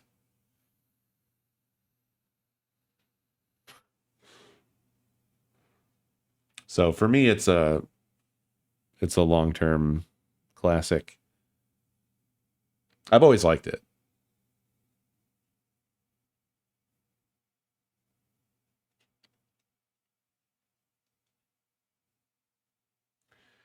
And I also saw 2, again, not in the theater. It would have been a rental back in the 90s.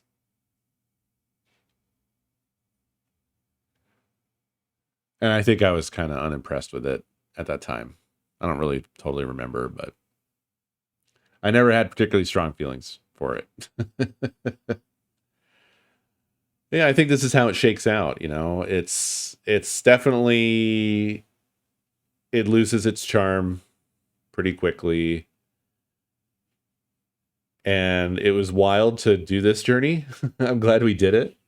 It was fun to do it as a group and to yap about it. We learned a lot of weird, interesting things around it. I never expected to know this much about the whole fucking thing.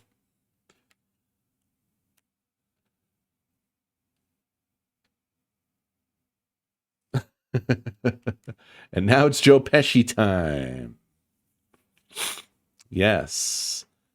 So the next Enjoyers here is it's a Dave special. And Dave has selected for us 2 fine films. 2 beautiful films that I love. So this is going to be a much more pleasant Enjoyers. It's going to be like a real Enjoyers. We're going to enjoy stuff. Such as My Cousin Vinny, which we were talking about last week.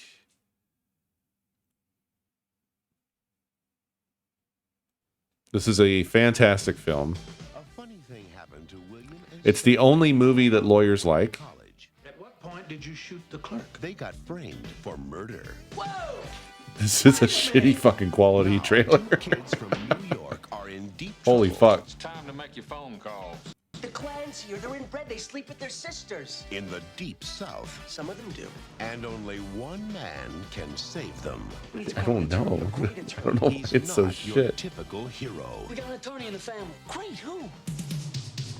He's My cousin Vinny. Let me let me see if I can find a better fucking trailer. So this is the one I clicked on. This one's even older, but I somehow expect it'll be a better video than the one we just looked at.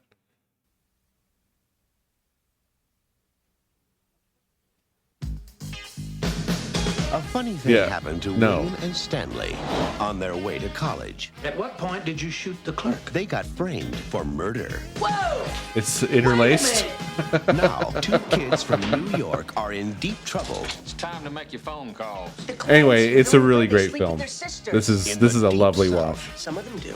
And only one man can I save them. I don't think the order is really going to matter. He's They're very not your different typical movies. Hero. We got an attorney in the family. Great, who?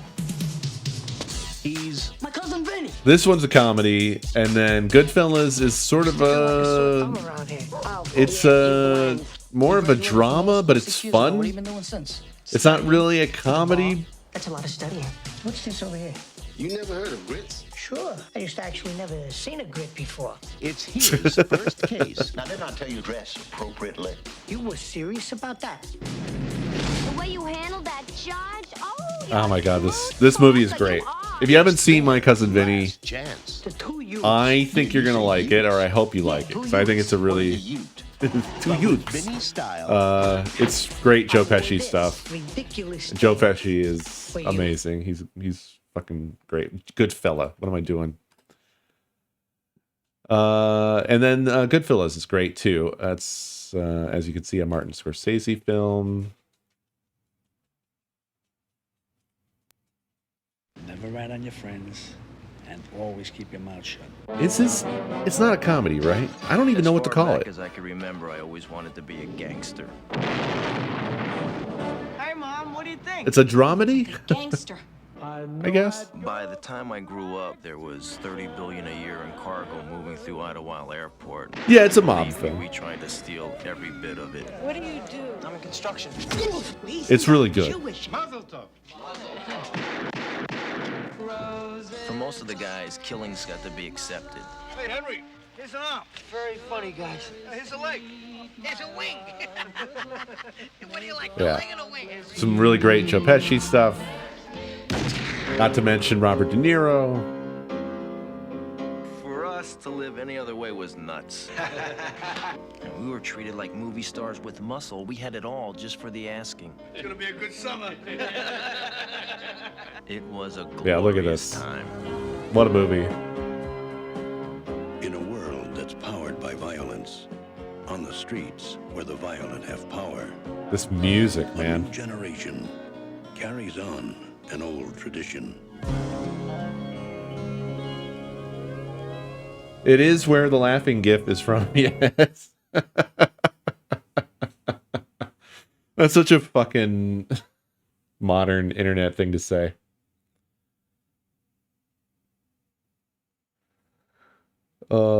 Yeah, I mean, that is absolutely one of the lines of all time. I amuse you. I make you laugh. I'm here to fucking amuse you. Both great movies. So we're gonna have a good enjoyers committee this time. And then if you're down, Dave, and available this coming Saturday, next Saturday, we'd be happy to have you join us and we can shoot the shit about these two fantastic films.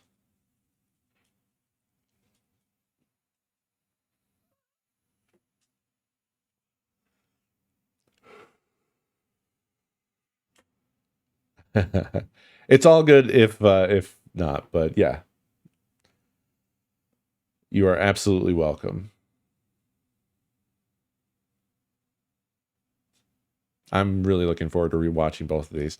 I watched My Cousin Vinny not that long ago. Sometime last year.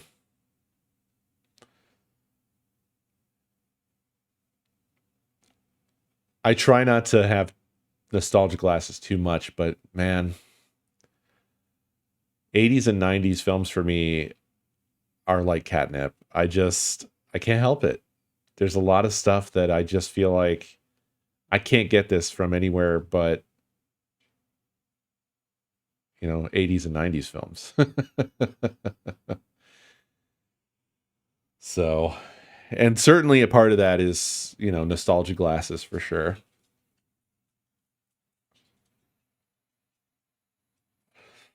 Yeah, these two are like, they're timeless is what they are. It doesn't have, they're not nostalgia for sure.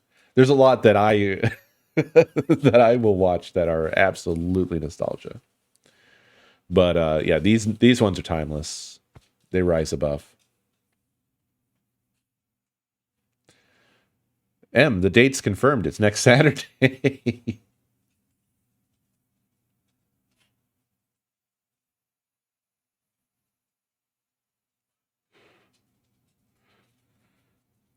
April 4th, yeah. And then we do have the follow-on. So technically, we're not totally done with the Tremors universe. In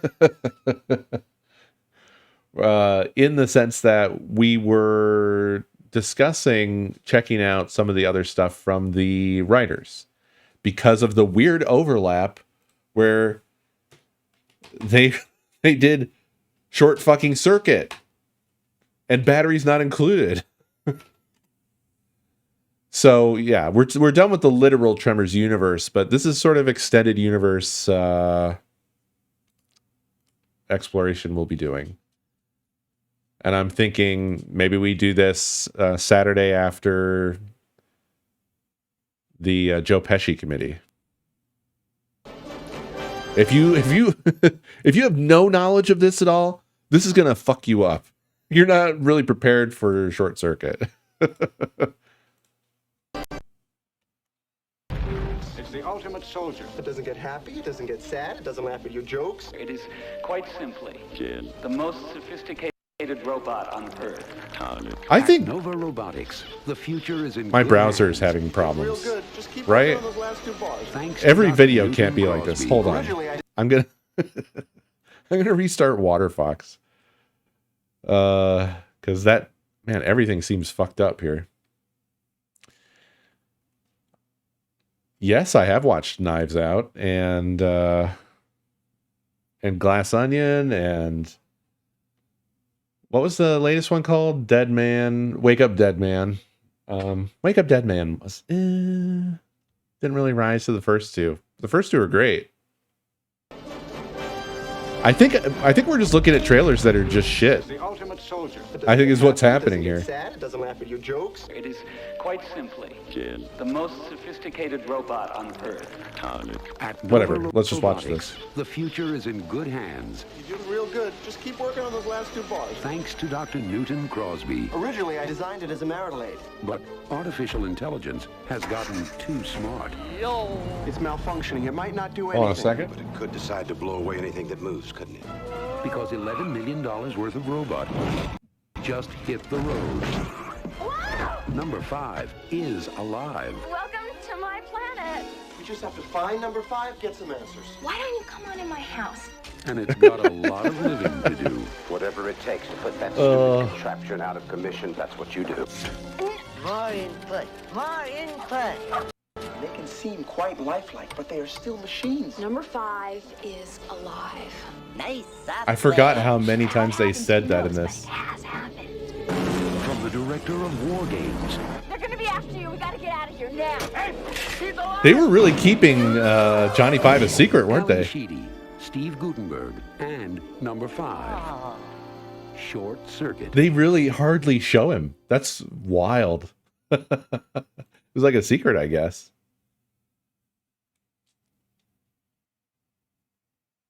Do any videos work okay? I'm gonna just open this Hank Green video just to see like what's happening. Is this my browser? Project Hail Mary in my Project Hail Mary merch. I might No, this is running like shit too. You know, I did an update and there was a driver. I'll bet you I need a restart. I'm finding that I will often after updating need to do a restart because things will kind of be like invisibly fucked up.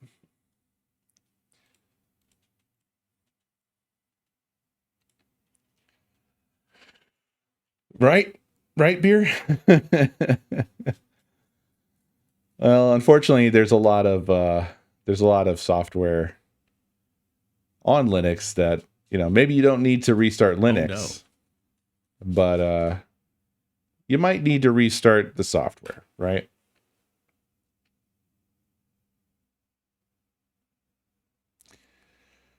But yeah, sorry, Dave. I kind of veered away. I don't know. Nakomi and I we're both big fans of murder mystery stuff, like Agatha Christie things and whatever. So like obviously Glass Onion and Knives Out and Wake Up Dead Man, all that whole series is like right up our fucking alley. And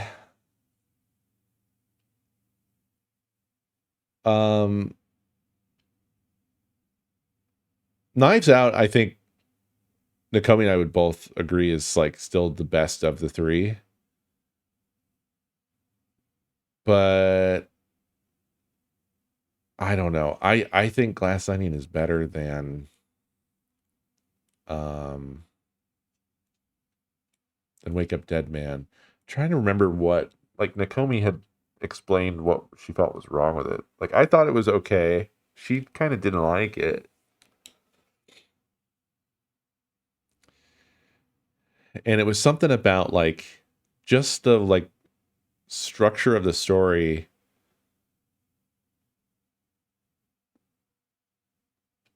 I don't remember now. I really don't remember now.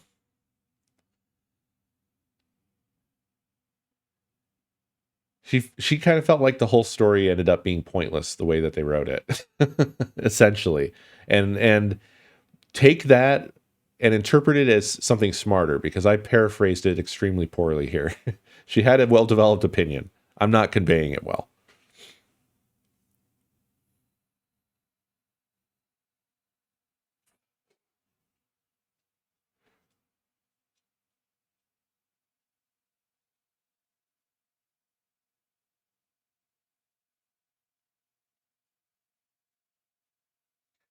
But I think all three of them are very good. For me, my tier list of them would be like basically the order they came out. I feel like I feel first was best, second was second best, third was third best.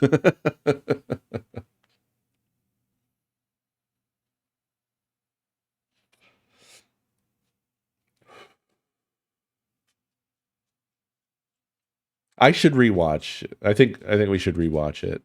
Could be another Enjoyers. We could do the Knives Out trilogy.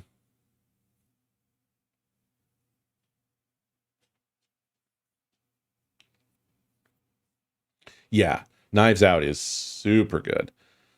Love that one. It's been a while since I watched it. You're making me want to watch it right now.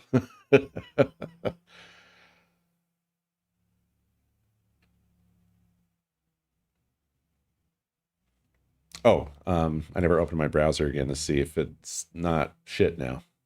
Let's see. Hank Green, do you have frames now? Still no. What's going on? Most unbiased source of information on this, but you should okay, wait, now it looks okay. We should reward good movies when they get made. Now it looks like shit. My 9-year-old, he had a great time. I don't know why it's PG-13. I guess it was scary. Now it's okay. What's going on, dude? It felt pretty PG to me. But watching the movie, completely entranced. Try turning off desktop compositing. Alt Shift F12. Back to the book reading experience, which for me was several years ago now. So like not so close that I'm really like in the weeds of how they changed things and how that's annoying me, which is great. A couple of moments though, I get brought out of the story by like logistics. It does seem like that helped. Visual things that are like, that's not how that would work, or not. This would be done, and I think this is so interesting, and it's interesting in a specific.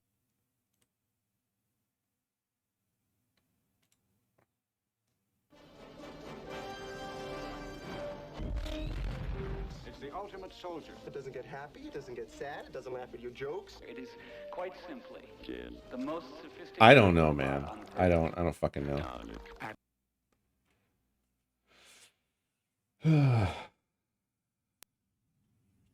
You changed? Did you get an AMD GPU?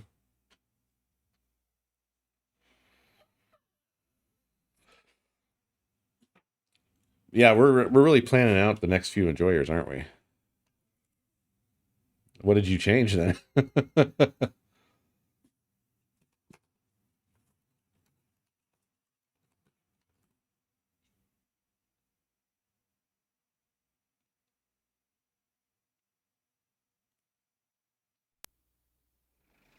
residents of 817 East 8th Street are about to lose everything they have. What do you mean those tenants are still in there? Tonight. I'll have them out by tonight. Nothing in this world can save them. I have not watched this since I was like but a miracle. 5. Steven Spielberg presents a Matthew Robbins film. I'm thinking Short Circuit and Batteries Not Included double feature. That's what I'm thinking. Look at this.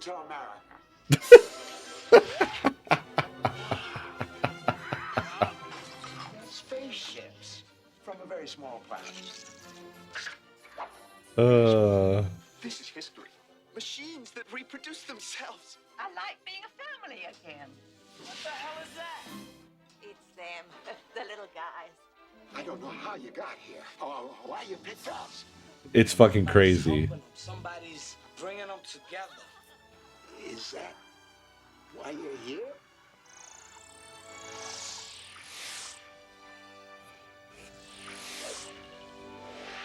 Batteries Not Included. This definitely is a weird one, but it has that sort of Steven Spielberg magic of the time.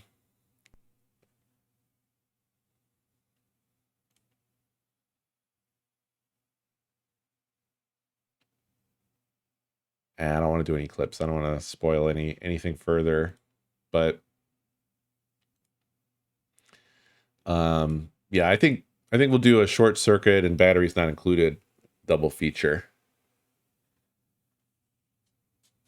You haven't watched E.T. I haven't watched E.T. since I was a kid. Similar vibes. You sort of know when you're watching a Steven Spielberg film. You know?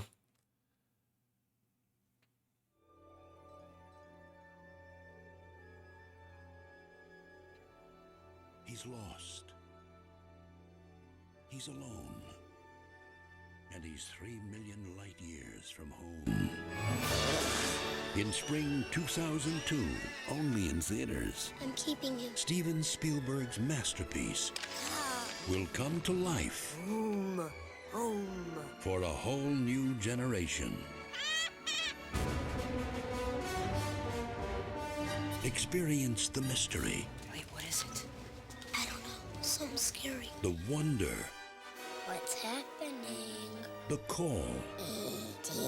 Phone home. that started it all. With never-before-seen footage, enhanced special effects, and an all-new digitally remastered soundtrack. The extraordinary 20th anniversary edition. We could do War Games. War Games is a fun watch as well. E.T.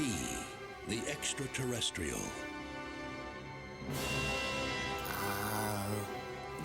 I'll be honest, I kind of liked E.T. as a kid, but I don't know that I feel really compelled to ever watch it again. Only in theaters, March 2002. It was a phenomenon. It's weird, right? It's one of those things. It kind of almost reminds me of like how, and maybe this is a wrong interpretation, but like how Avatar was like the biggest movie ever, but also somehow had like no cultural impact. It's time for cake. Oh, it's cake time. Did you want to play Surprise Jam? Sure, I'll do Surprise Jam again. What number? 14. Yeah. I mean, that's as random as any other, right?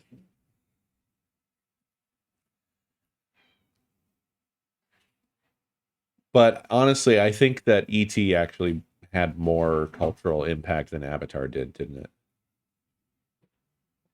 I feel like. I'm not sure. It's the origin of Drew Barrymore. She was the screaming girl here. There she is. That's Drew Barrymore. Ginger. Mango ginger? Yeah. Okay. Don't think you're gonna like this one. Is that E.T.? It is. It is E.T. No? I like it. Whoa. It smells like baby food. It smells like ginger. It smells like baby food.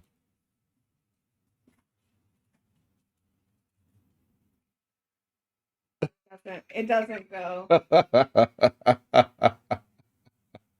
No, actually, this would be really good. Nice, like, Dave. In a tea. Like, Did you see what Dave said? no. I think we could all stand to Drew Barry less at this point. That's probably true. Pick another number. 50. Seriously? Is that playing the game wrong? 3.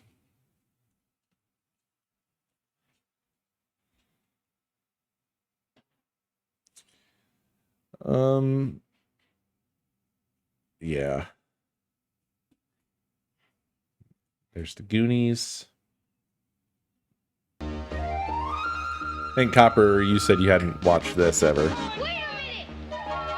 Steven Spielberg presents The Goonies. I hate that my video performance is completely tanked here. It is plum pear star anise spread, and it smells kind of like apple butter. I don't want to go on any more of your crazy Goonie adventures. Oh, I'll try that one. Mikey. Fuck it. Brand. I'll put it on the side again. Shame. Come on, Brad. Okay. Slip her the tongue. That's disgusting. No, I can't Oh, even God. Mouth. I gotcha. Now get out from behind there. You're ruining the painting. You're ruining my joke. Stephanie. Data. Booty banger. That's the kid from Indiana Jones They Temple call of Doom. themselves the Goonies. They've stumbled onto a legend, but they're not alone. Chunk, I hope that was your stomach. No. That's the it. Sounds like Kong. Discover what they uncover. Oh, was that you? It was you. And emeralds and I thought somebody was chomping on something. The lost map. Whoa! Chris started the tunnel. The secret caves. I still haven't watched Everything Everywhere All at Once. Everyone always says, it's great. The hidden clues.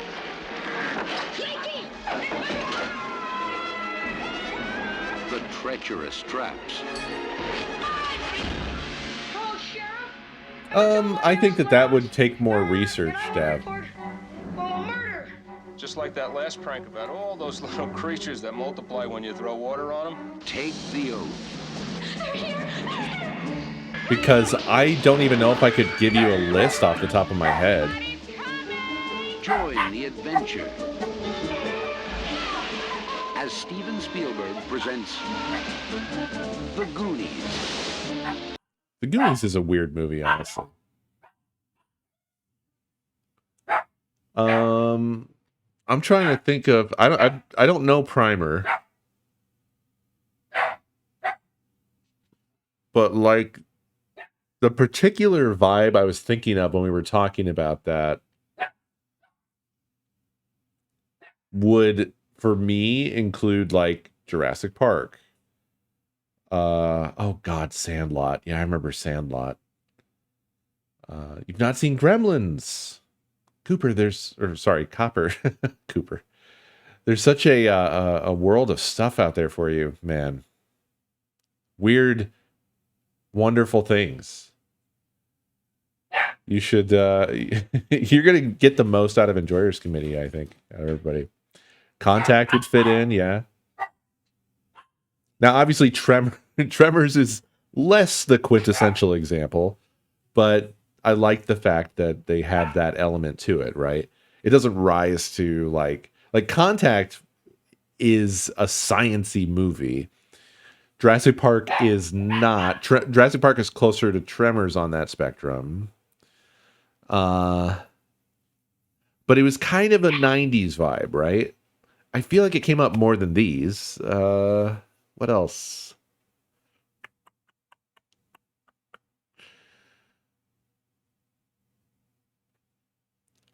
I'm trying to think of any other examples. Oh, The Sphere. Also, The Abyss is another one, I think.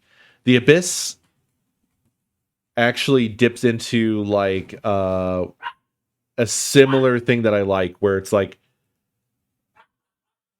a lot of detail about very specific jobs. The Abyss is great. I love The Abyss.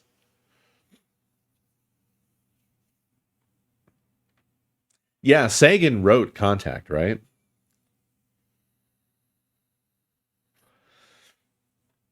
Interstellar.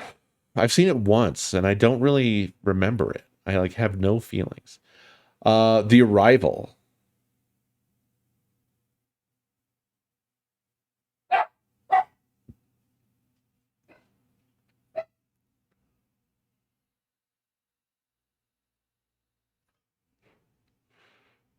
Really, top 5 all time.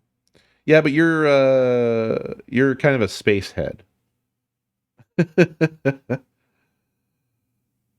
What do you think about The Martian?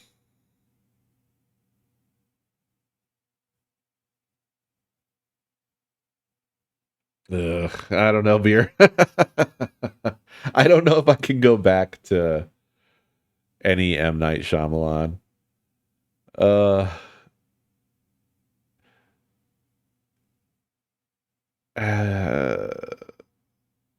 I don't know. Just thinking through them.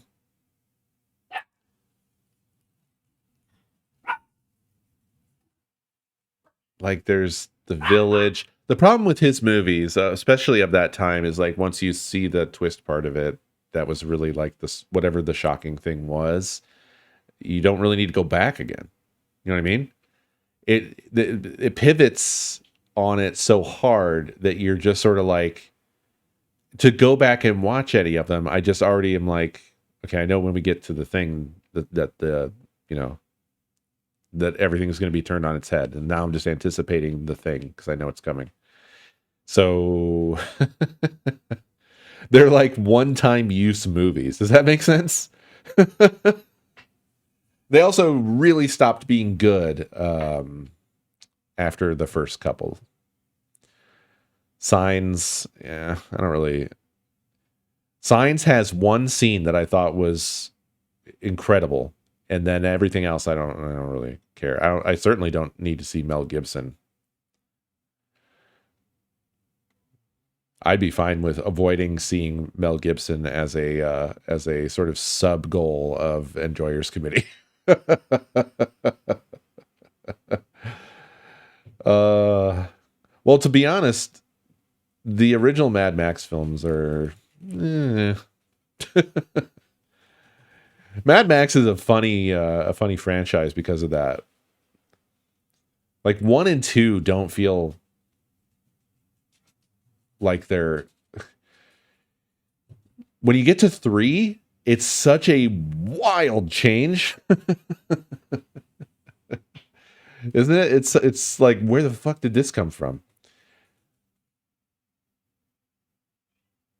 It's funny because like Mad Max, if you haven't seen them, it's all touted as like all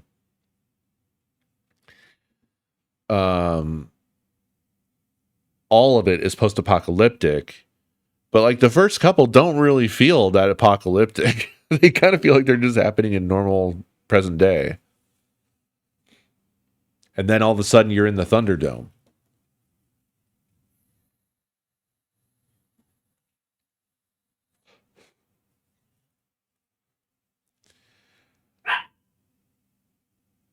But the modern films are insane. Fury Road is fan-fucking-tastic. And Furiosa was really good too. It's not as good as Fury Road, but I really liked Furiosa.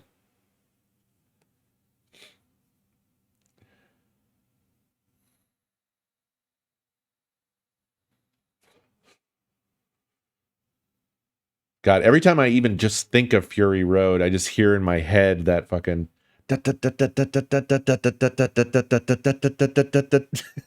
you know, that just plays through the whole fucking movie. It's good, but man, it dominates the whole film, the soundtrack, really. It's part of why it's great. Apollo 13 is a really great film.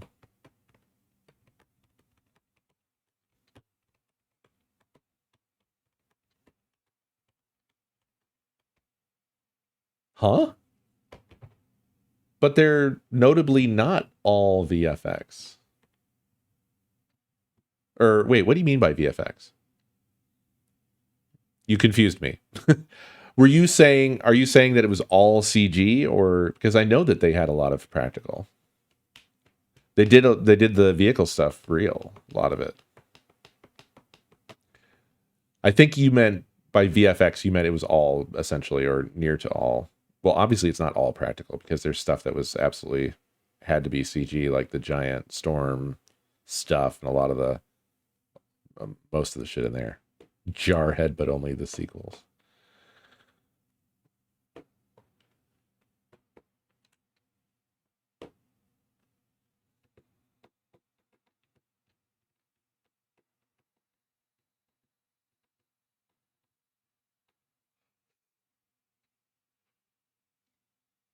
Who did some essayist did a thing? Was it fuck? Who was it? I watched the whole thing. Somebody did a thing on Jarhead. Oh. It was yeah, Folding Ideas. I love his work, by the way. Dan Olson's shit is fantastic. But he basically single-handedly brought down NFTs. Just dismantled that entire thing with one very long video. And for that, the man is a legend forever. One of the funny, very funny side things off of that was seeing it appear in those spaces, like on Reddit and forums and stuff like that, and how they were busting their ass, and they were talking about what a shill he was, and like just so much of like internal propaganda that they started doing, talking shit about Dan Olson while their ship was fucking sinking very rapidly.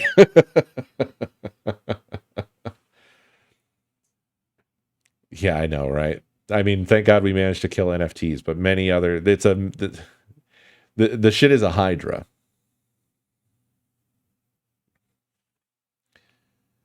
Well, they have their own internal like verbiage bullshit, Rudy, and shill doesn't mean to them what it means to everybody else, which is covered in the videos.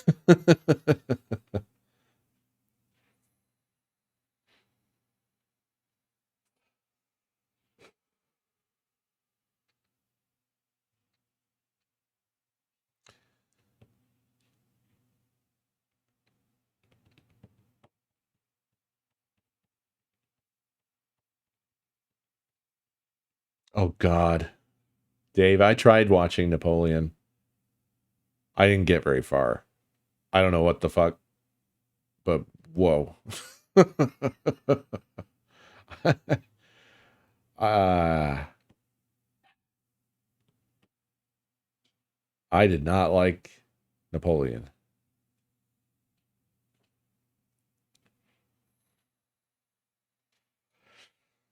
I think I liked Master and Commander.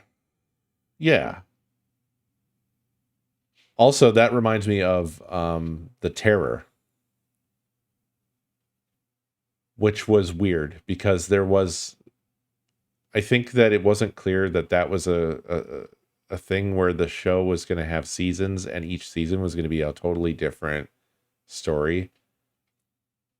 So I was very confused when season 2 came out. But The Terror was season 1 was fantastic. Yeah.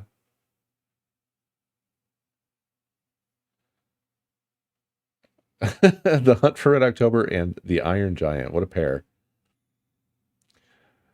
The Hunt for Red October, there's definitely, I have a guilty pleasure for that sort of original run of Tom Clancy films.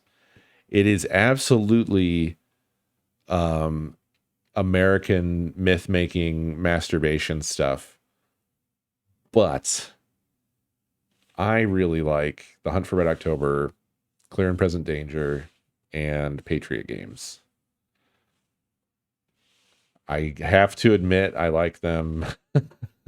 Oh, there have. Dude, there was Some of All Some of All Fears was also 90s, wasn't it? Or was it after 2000? It was somewhere in there. And then they recently-ish, they tried to do the Jack Ryan series. I don't know how that did. And I think there were other films, right? Or was Some of All Fears the last one? Some of All Fears is...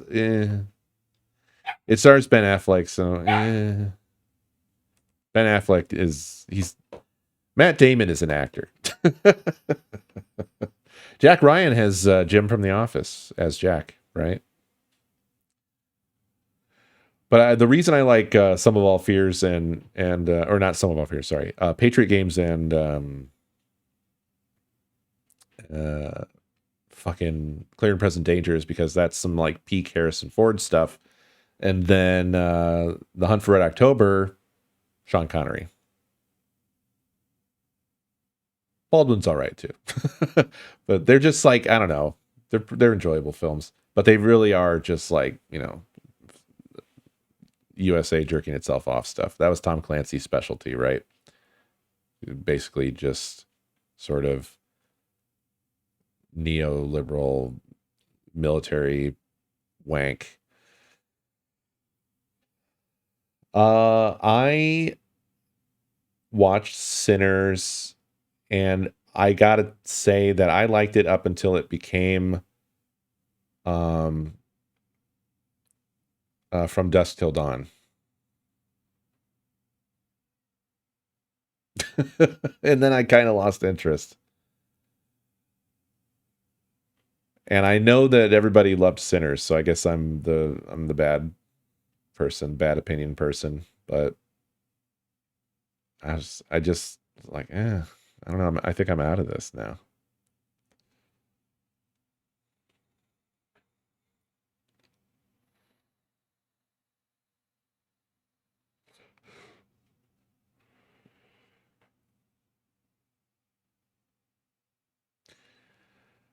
So here's what happened to me. I knew nothing. I was just enjoying what seemed to be a period piece film, and I was really curious where it was headed and everything, and then it turned out to be From Dusk Till Dawn, and I was like, what the fuck? Because it really doesn't let on at all that this is going to happen until it happens. And it kind of disappointed me at that point. I guess it would have been good to know that was going to happen going in, maybe. Have you seen Sorry to Bother You? No. That doesn't even ring a bell, actually.